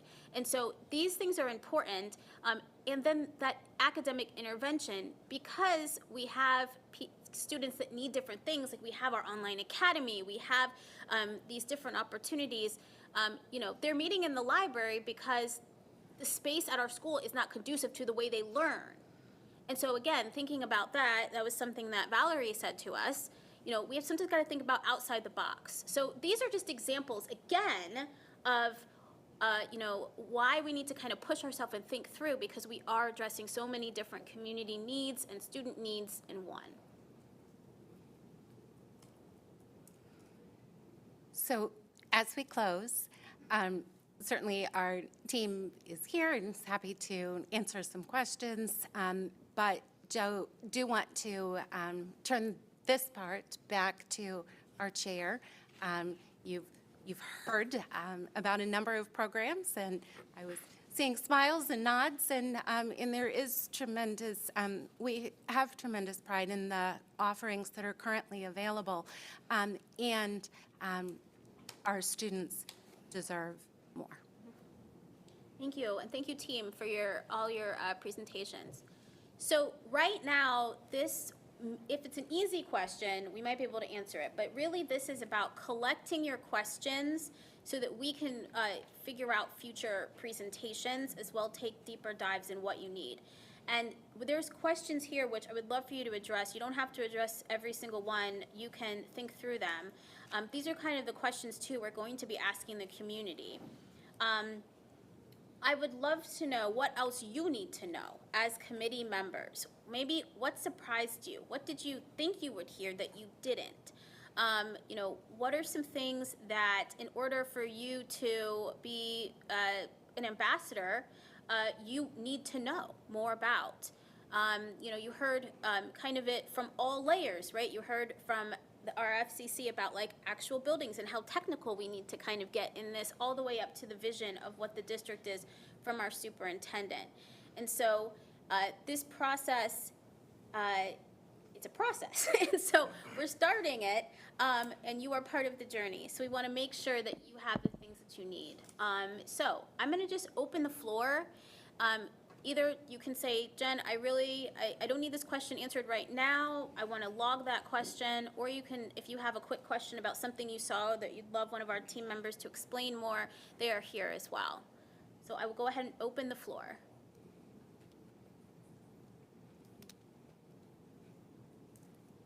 Okay, go ahead. This is for Ms. Moser. When will the full program inventory be completed, and will that be public? I assume it will be. Do you know? It is in process. This is the first time in a very long time that we have started to collect this information in a system level way. And so you can expect at the next committee meeting to receive an updated inventory. And yes, just like the OFCC examples, this information will be on board docs attached to the these Thank you. minutes. I have a question. I know, sorry. I just would like to learn a little bit more about, for each director, like what does the outreach efforts look like? I think that we have a lot of great programs, but does our community know about those programs and things like that? So I would just like to know a little bit more about that. It doesn't have to be today, but for each director, how are you guys going out and explaining all these wonderful programs that we have? And to be able to break it down to the community in a way for them to understand, because I'm a little bit mind blown today as well to know that we have all these programs. But a lot of people don't know. So, exactly how are the directors going out and doing that? So it doesn't have to be today, but Right. just to put that out there. To be fair, that will be part of this work going forward, because that's the biggest challenge. Our community doesn't know, and our community, they love our schools. But a lot of our community have the impression of it when they were in the school, and it's completely different today, right? And so we do have a lot of re-education and exploration for our community to do. And so I think your question is really important, because to be fully transparent, right, this is a criticism we get all the time, that we are not communicating this in a way that the community understands. So, that is what we need to figure out. And then part of that is figuring out what they know to do that. So it's all tied together. Got you. Thank you. Any other questions? Or, Valerie is here as well. We didn't do questions during hers as well. If you have any more specific questions for her. You guys are just so overwhelmed. This is a lot, yeah, but it's good. Savings. I do have kind of a follow-up that's not a right now question, but following up on what Mr. Cox just said, specifically around the career academies. Out in the community, I hear a lot of confusion about what are the career academies, and for students who do not attend the designated career academies, what are their CTE or workforce development opportunities that are being offered? And so I would love to see a bit more clarity going forward, just about that, and how do we communicate what the workforce opportunities are, because there is so much amazing CTE stuff happening that I don't think that enough people are aware of, or are at least not aware of the scale enough. Okay. That might even be a field trip, maybe? Yes, I love a field trip. I have another question. For the one graduation completion program at the main library, how are students identified? I know that obviously is it by how many subjects they're failing, or how does that work? Great question.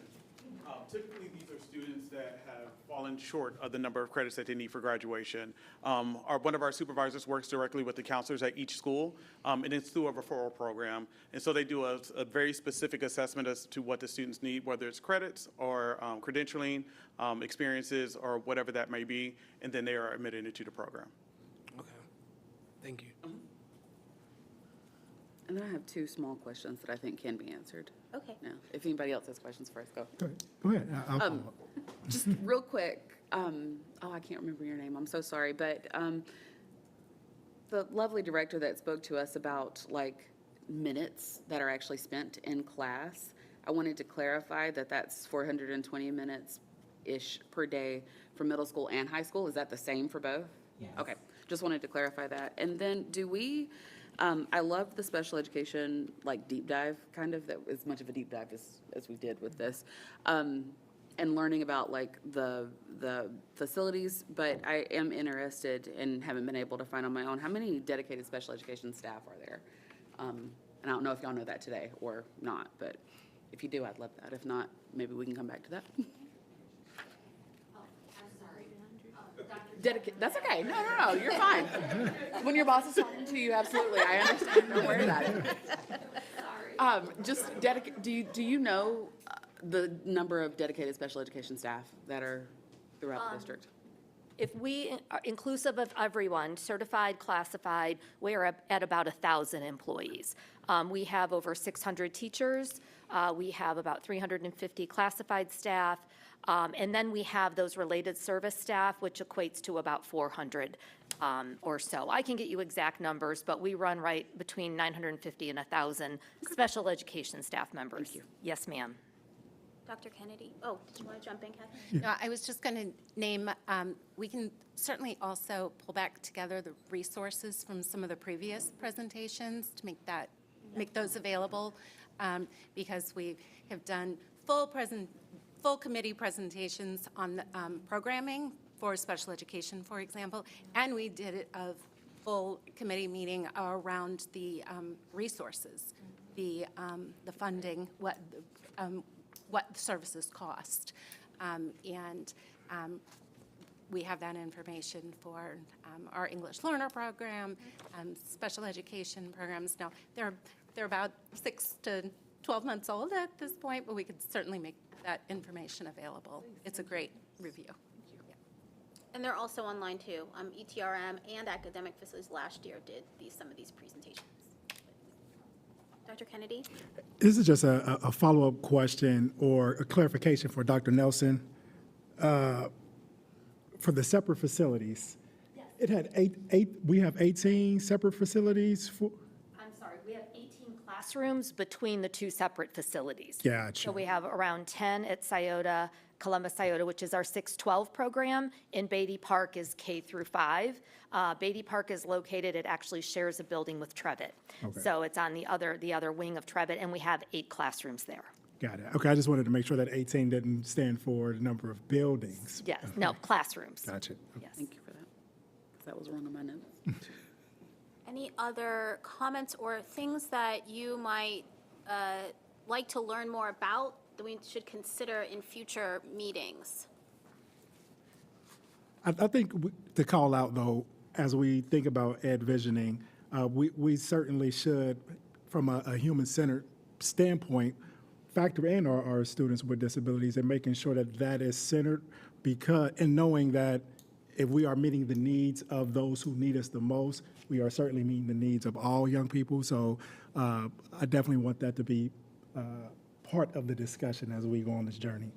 Yeah, I mean, we do include a percentage of our square footage at each new building or renovation that addresses special needs of special education. So I would say some districts with higher percentages, there may be some adjustment of that square footage. We may need to add more somewhere here or there to account for some things.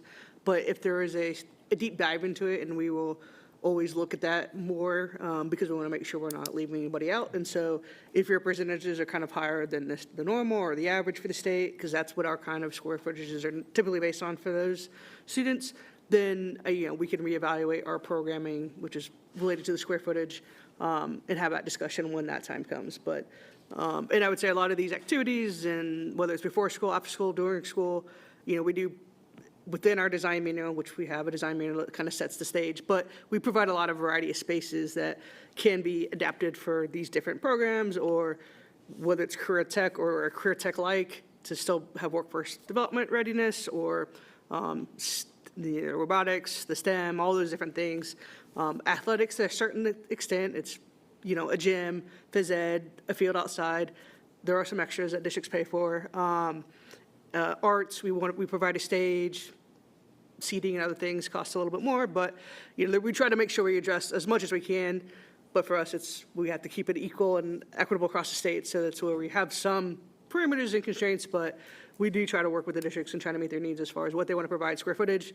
And we'll say, here's your however much square footage for this amount of students, and the work within that space, we've become more and more flexible over time as far as what we allow districts to do, or what we'll support and co-fund, as we would say. And so it's just a matter of working with me as the planner, or when we get to the project stage, the project manager, to try to get as much out of the square footage we provide to meet what you're wanting to do and how you want to deliver it. So, Valerie, Dr. Chapman, she has her hand up, so come on up, because whenever the superintendent talks, but Dr. Chapman mentioned at the beginning when she was saying, one of the things we have to decide really as a community, our values, is about how large of schools we want. Could you just quickly tell us, from FCC's perspective, what is the average size that we are building in this state right now for each grade? So there's a statutory requirement of 350. So as far as, and that's 350 whether it's K through 5, 6 through 8, 9 through 12, or K through 12. A building of enrollment of 350 students is what's required by law. I would say we would often promote a little bit bigger of a school, 500, 600, even at elementary age. Sometimes larger at high schools or middle schools to account for athletics and other things, because sometimes it's more kids makes that easier. But for elementary, even like 500, 600, somewhere in there is kind of what we're seeing as on average, and as honestly a recommendation, because again, when it comes to square footage, those smaller, tighter spaces, it's hard to provide as many of the services as you'd want with that small square footage. And so while statutorily it's 350, we're often recommending, like I said, 500, 600, as kind of that starting point, at least especially building new. We do have a lot of communities that have existing elementaries of 400.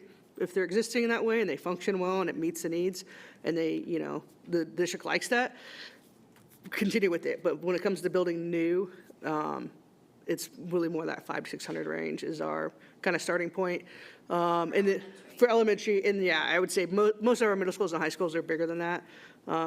If they're building separate each ones. And then, like I said, we've had some K-12s that are 600 students. And so that is a different type of delivery and separation of students and kids and spaces. But yeah, for elementary, smaller, maybe more like 800 to 1,000 sometimes for middle schools. And I'd say a lot of our new high schools we're building are 1,000, 1,200, 1,500, even a couple 2,000 student high schools, just depending on how many kids they have, where they want to place it, how many high schools they already have. And so, yeah, there are some targets based, a lot of it's based on what you can then provide with that amount of kids and how many classrooms and sport areas that creates and generates, so. Thank you for that. Yep. Chairman. Good evening again. I have quite a few comments. I'm going to try to be succinct. But piggybacking on the comments that Valerie was sharing, what we do know across the district is that we have many, many very small buildings. They're small in terms of the facility footprint, and they're small in terms of enrollment. So that means even if we wanted to increase the enrollment, we physically would not be able to because the building does not have capacity. These were buildings that were built over 80 to 100 years ago, and they were built for a small school enrollment. We have, last time I checked, it was maybe about 30 schools across the district that had an enrollment that was close to 200. That was either at 200 or under 200, or maybe 20 students over 200. So that's 30 schools across the district where the enrollment is at 200. We know that based on the enrollment of the school alone, that has a direct impact on the programming that's offered. And that gets even more complicated as you go up in grade. So for elementary school, that means you're going to have one teacher per grade level. You're going to have a 0.5 or 0.25 art, music, and PE teacher. So those teachers won't spend their whole week with the school. They won't be there every day. They won't be able to work together collaboratively to plan integrated activities and projects. You'll have art on one day of the week. The teacher makes it more challenging for the teacher to be a part of the community of the school. It makes it really challenging for collaborative planning because there's a lot of singleton classes and singleton teachers there. And then it makes it challenging when you receive new students because the question is, well, if you're already at your class size limit for kindergarten and you're at your class size limit for first grade, do you combine grades and have a K-1 classroom if that is not the experience that we want to have for our students?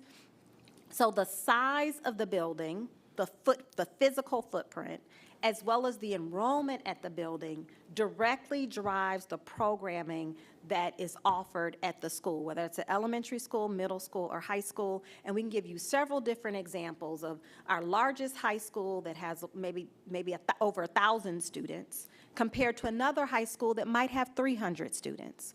What the students are offered, we are able to offer them more programming, more college prep classes, more sports and extracurricular activities. There's no equity that could be compared to the programming that's offered at a school that has 400 students. It does not. It pales in comparison. So I want us to keep that in mind as we're thinking about what we want to offer and the experience that we want to offer. That won't be possible at every school. Based on the footprint and the size of the enrollment, we will be creating the ideal state for where we want to be, where we want to go once we have completed all of our amazing work and hard work that we're doing, conversations we're having now are for future facility master planning processes.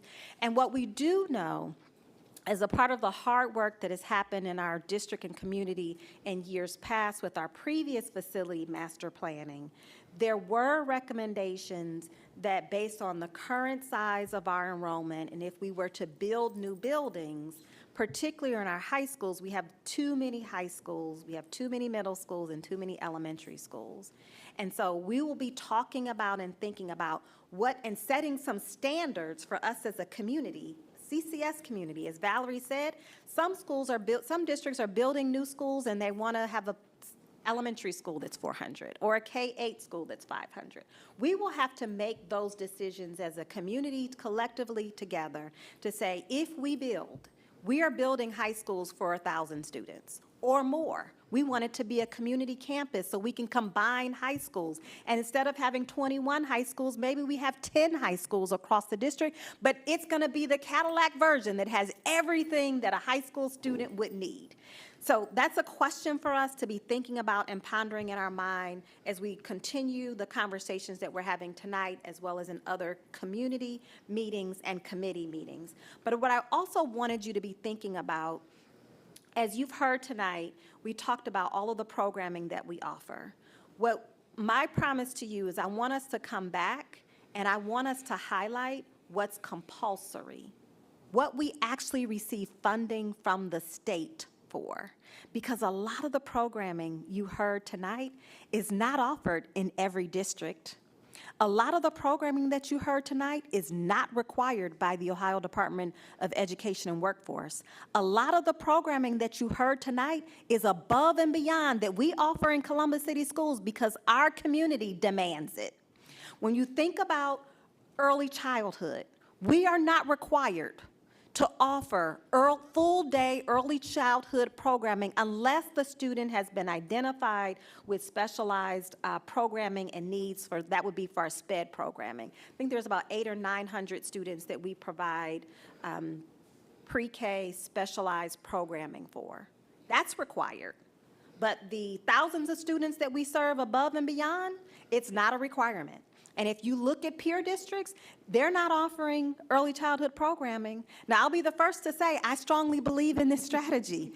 I've done my dissertation on this. I believe in it personally, professionally, and I will go to the mat for our pre-K programming. It's certainly early intervention is key. The sooner we intervene, it helps us with getting our kids back on track so we don't have to work so hard later on. But that is not required. So we're taking the allocation that we receive from the state and we're stretching it above and beyond what we're required to provide, because these are programs and services that we believe in, and these are programs and services that our students need. When you think about full-day kindergarten, I know you're going to say you don't believe me, but guess what? Full-day kindergarten is not required by the Ohio Department of Education and Workforce. It's not required, but we provide it. In many districts across the state, families have to pay for full-day kindergarten if they want to access it.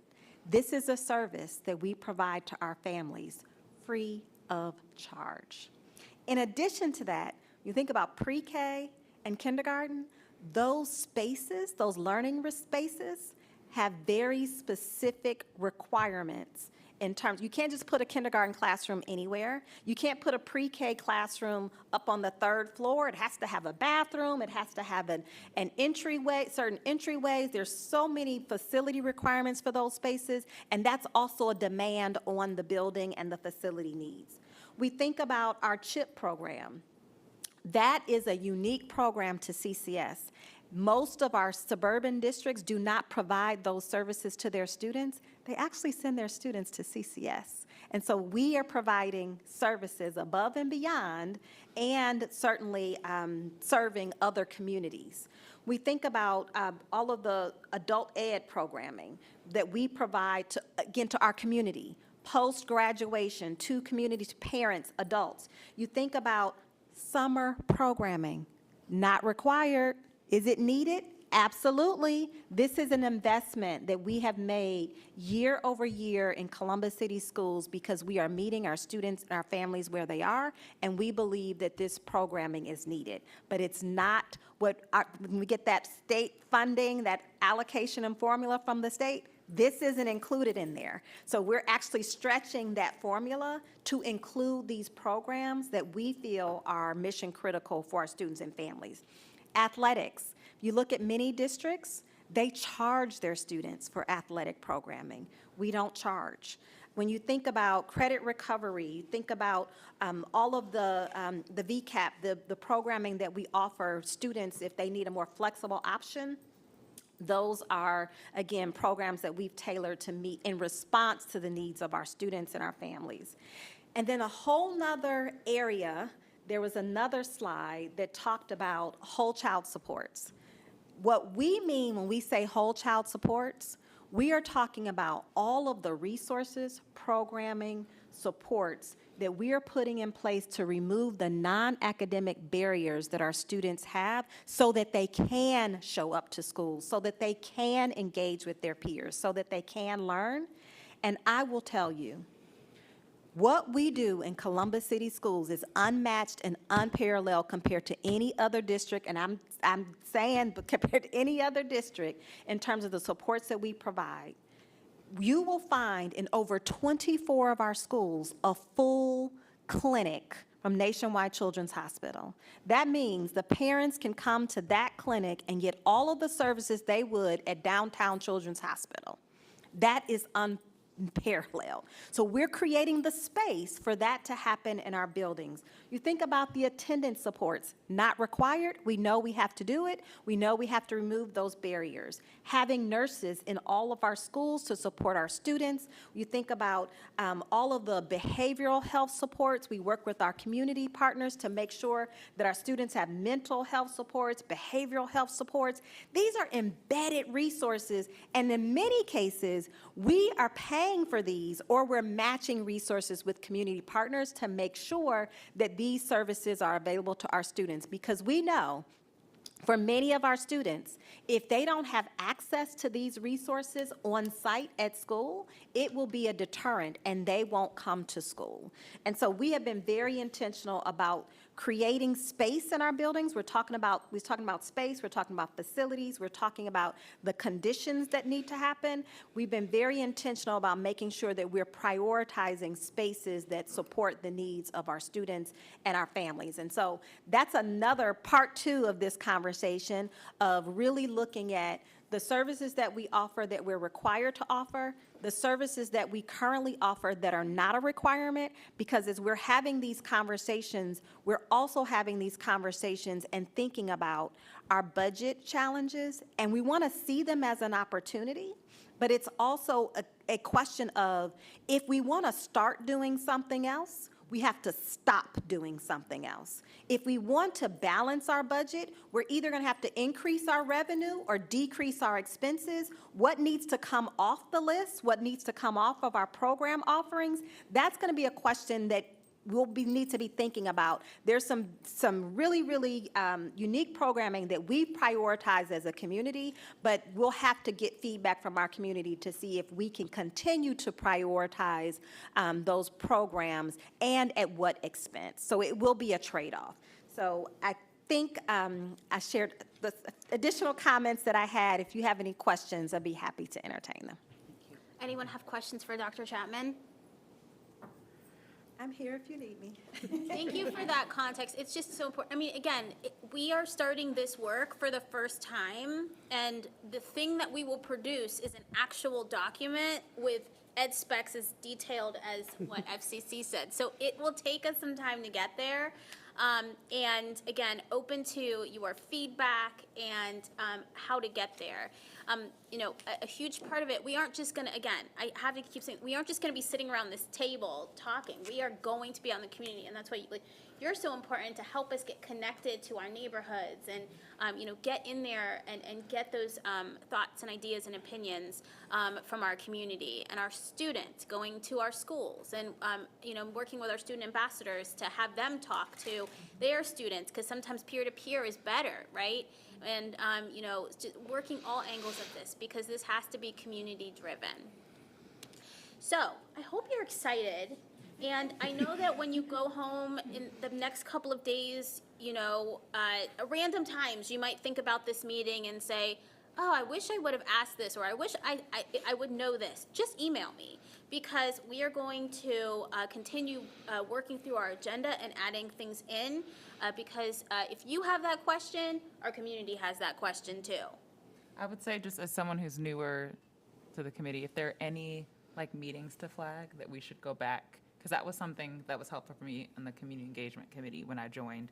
Like, hey, watch this meeting, pay attention to that meeting, just to get caught up and level set a little bit. Yeah, we can definitely do that.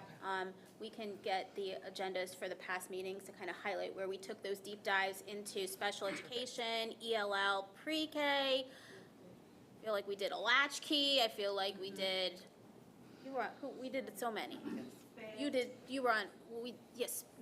Adult education. Adult education. We did do adult education. We did workforce development. The CTE pathways. CTE. So yeah, we've covered a lot. And again, there's always updates to it. So, you know, we may need to bring a new presentation in. I do want to ask the team, because this is something we did during the FCC envisioning process, was we really talked about what is the actual future of education and trends in education, because that's kind of what we're working towards. And you heard Valerie say something about project-based learning. We are doing that, but that's an example of what's driving facilities. And so I would love some information about what are the trends in K-12 education looking 10, 15 years out about, you know, teaching methods and needs and all that good stuff that I'm making that up. I'm not an educational expert, but I think it's important to keep that in our mind, because we have to build the spaces that are flexible enough to do that as well. So I would love to request that, just either information or a short presentation about just educational trends in teaching methods. Well, I will invite all of our colleagues to do it, because this is something we dream about in our sleep. We think about this all the time, right?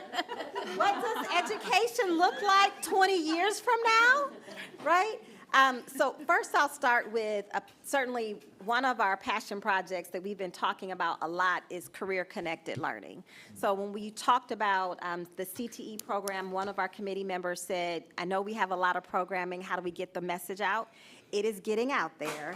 When 3 years ago, we had about maybe 5,000 students that were participating in CTE programming across the district, and we had wait lists for every program.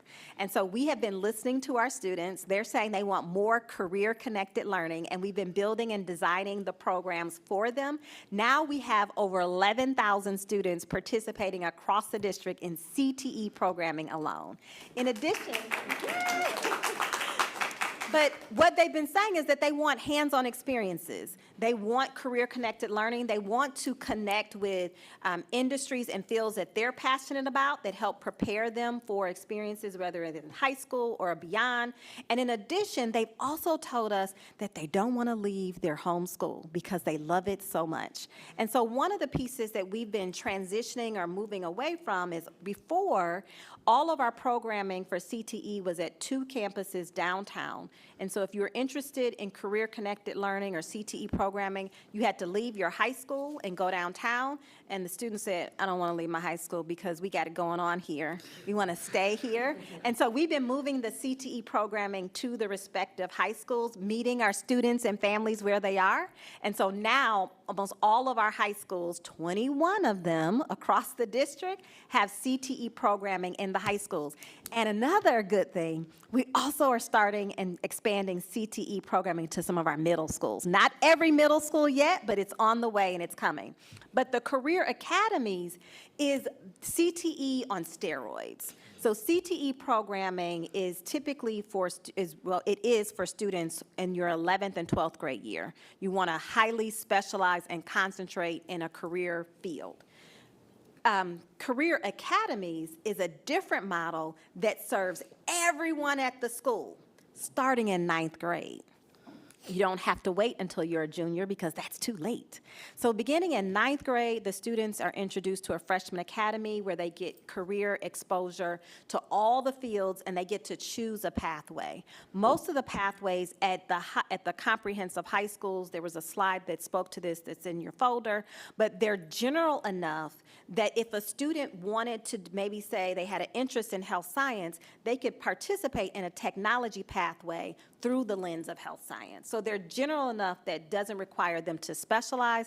But the good news is when the students graduate, they will all earn credentials and have work-based learning experiences that will transfer into real-world experiences when they graduate. So all of the students, CTE, career academies, graduate, you'll have a high school diploma, you'll have credentials, you'll have a resume, you'll have work-based learning experiences, you'll have a mentor, and you'll be able to say, I know what it's like, and I'm ready to pursue my next path, whether that is higher ed, going right into the workforce. You can go on to a 2-year program and continue that pathway because all the pathways are aligned to the in-demand career fields, here, job opportunities here in our city and is in our region. So just a little bit, and then we're gonna pass the mic here so everyone can share what they've been researching and studying about the future of education. So this is our opportunity to dream big and think about what's possible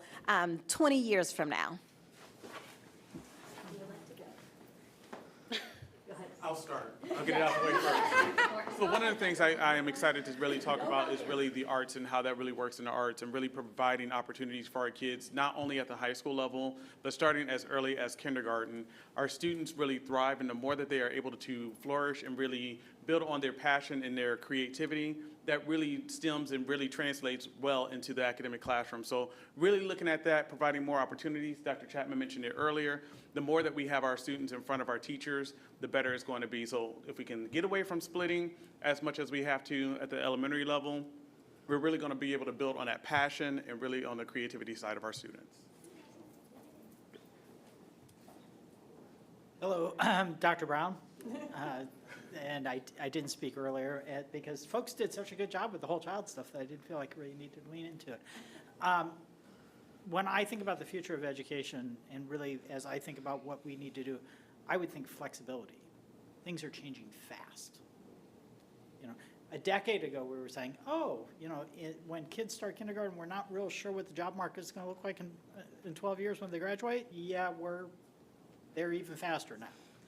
So flexibility, I think, is really important. I think about what it means to create buildings that are flexible.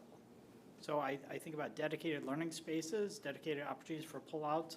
I've seen buildings, you know, elementary buildings that were constructed that were around 700 students with dedicated pullout spaces between classrooms where folks could receive the services they need and then go back into a classroom pretty quickly. Flexible learning spaces and open spaces within the building. And also dedicated flexible spaces that are available for partnership programs. As you heard, our whole child team has developed a number of partnerships across this community. How many partnerships, Dr. Brown? I don't have that number right off the top of my head, but Over 100? Oh, we've more than doubled them. Okay, come on. Tier 1, we've got Tier 1 partnerships in most of our schools. We've got Tier 2 partnerships in almost every school in the system, and we've leaned into Tier 3 partnerships as well. So when I think about, again, dedicated spaces for our partner organizations, dedicated and flexible spaces, and I've seen this where, oh, Parks and Rec is part of the campus. Yeah, and there's this space that is used flexibly for the community because, again, if we think back to what we've heard from our community, whole child is really important. Supporting the whole child, the wraparound for them. But also strengthening neighborhood schools. Well, if the neighborhood school is the center of the community and affords, again, connections to Parks and Rec, or it has a clinic with its own door to come in, dedicated parking for people to be able to access that space. So again, I would encourage this as we're going out and we're looking, think expansively about what we want to offer at a neighborhood school.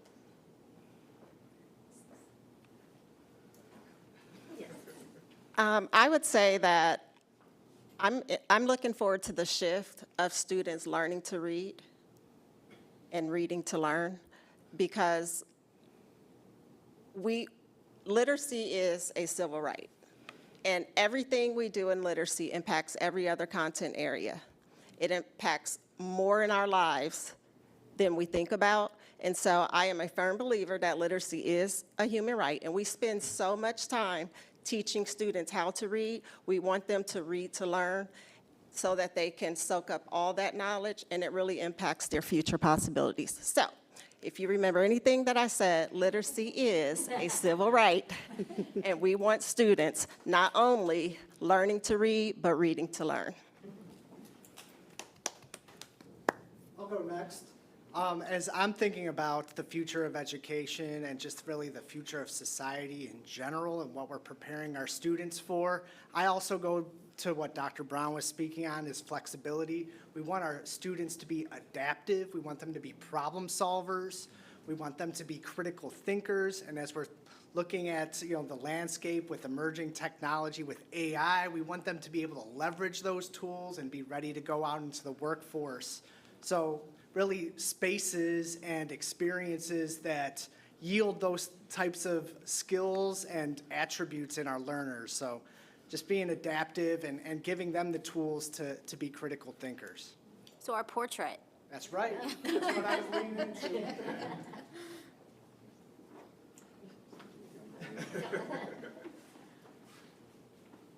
For me, since gifted is my lens, that there would be gifted service in every school. A lot of times people think that gifted kids will be fine if they don't get service, and we know that that's not true, and it actually can be really detrimental. Just imagine languishing in a class for years or multiple classes and not getting your needs met. And so that's what I would want, service in every school. Not just that our English learners, but all of our students, that they are empowered for success as a citizen in a global community. Our mission statement. Each student is highly educated, prepared for leadership and service, and empowered for success in a global community. I got it all. Speaking specifically to special ed, Dr. Kennedy, you had mentioned, asking specific questions about spaces. I think one of the things for us in special ed, again, we have amazing, wonderful buildings that have a lot of legacy that are nowhere near able to serve the needs of many of our students. And so while we want to hold on and preserve our history, I think really thinking about the students that we have in front of us today, because very few of our buildings are even ADA accessible. So we talk about retrofitting. You cannot retrofit a building that's 100 years old the way that it needs to be. And so what we find is our families, in addition to the physical structure, it is the amount of service delivery that we have. And similar to gifted services and to EL services, our families often are forced to make a very hard choice about, do I want to get gifted services or do I want to get this service? If you have we have many of our students that are both English language learners and need IEP services, and those families have to decide because we don't have them all in one space. So while we love small buildings, our families are oftentimes having to make very challenging choices, separating their families to have kids get certain services, or having to pick one versus the other. So when we build these schools that are flexible and dynamic and amazing, it also includes services on site, because again, we talk about all these other costs. 58% of kids with disabilities right now today get bused to another non-neighborhood school. We can't build strong strong neighborhood communities and continue to bus kids across the district. So I think that would be my dream in the next 5 to 10 years. Next. So as I dream about the future of education, I see a world where our high schools are not bricks and mortars. I see a world where our high school students are actually out in the community and are being productive young citizens. And so our job, I think, is to prepare them for that. And the Portrait of a Graduate speaks very clearly to this idea. And if we can just get all of our business partners, our city government officials to join us, we will be successful. Right. Our Columbus City is our campus. That's right. You're right. So I was letting all the instruction folks go. Good afternoon. I'm Maurice Woods, the Chief Operations Officer, and I do believe that instruction leads construction and operations. So I wanted that group to go first. But I think of it at 3 layers. One, I think at the middle of my vision for what education looks like in the future, it's the student. The student has to be in the middle. I would pose that question to the students. I think we need modern facilities. I like what Dr. Klein just talked about. The facilities may not necessarily be all the work is being done in the classroom. What can we do in the community or in the environment as well? And then lastly, when I think about our academics, I think about our assets that we have, building specifically, and I think about our partnerships, and I think about some of the economic mobility challenges that exist nationally, even here in Columbus. I believe that our footprint can be the anchor to drive some social change in our community. That's the vision that I have for our education system. Treasurer Cook, do you want to jump in here? You're the only one that hasn't said anything. I was hiding back Don't here. hide. Sure. I think they're all right. I don't have any answer on the educational side of the equation, but through my lens, it's again making sure they have the resources to provide the tools to the students we need. I can promise you one or all of them is right on the future, but it's going to take resources. So that's why I'm here. I think that's what we're here to focus on and maximize for the students, so that all these folks in the educational space behind me have what they need to make our students successful. Auditor O'Connor, we didn't actually introduce you at all. I apologize for that. And you've been at the table. This is our internal auditor, for those of you that do not know. From your lens, what do you think the future of education is? From my lens, it's just collaboration, working with all these great people to make sure that we're doing what we need to do and that we have that return on investment. That's so important. And Deputy Superintendent? I just want to give huge kudos to all of you for being here, for our committee members, our community members who have joined this committee to come in the evening to make sure that the students and the families in Columbus City have all that they deserve. And just to name, Valerie, thank you for on behalf of your commission for being here with us this evening. And I just give great thanks to Dr. Chapman, our team. So this is the vibe, guys. We got to do it together, right? And it's a cross-section of everyone. And so this circle that ended up happening is a beautiful moment, actually, because this is the way we're going to solve this. So keep that in mind, and I really appreciate everyone. I know that we're a little bit over time, but I think this was worth it to kind of set the framework. So all I need now is a motion to adjourn. Oh, you guys want to stay? Motion to adjourn. Okay, and without objection, we are adjourned. Thank you, everyone.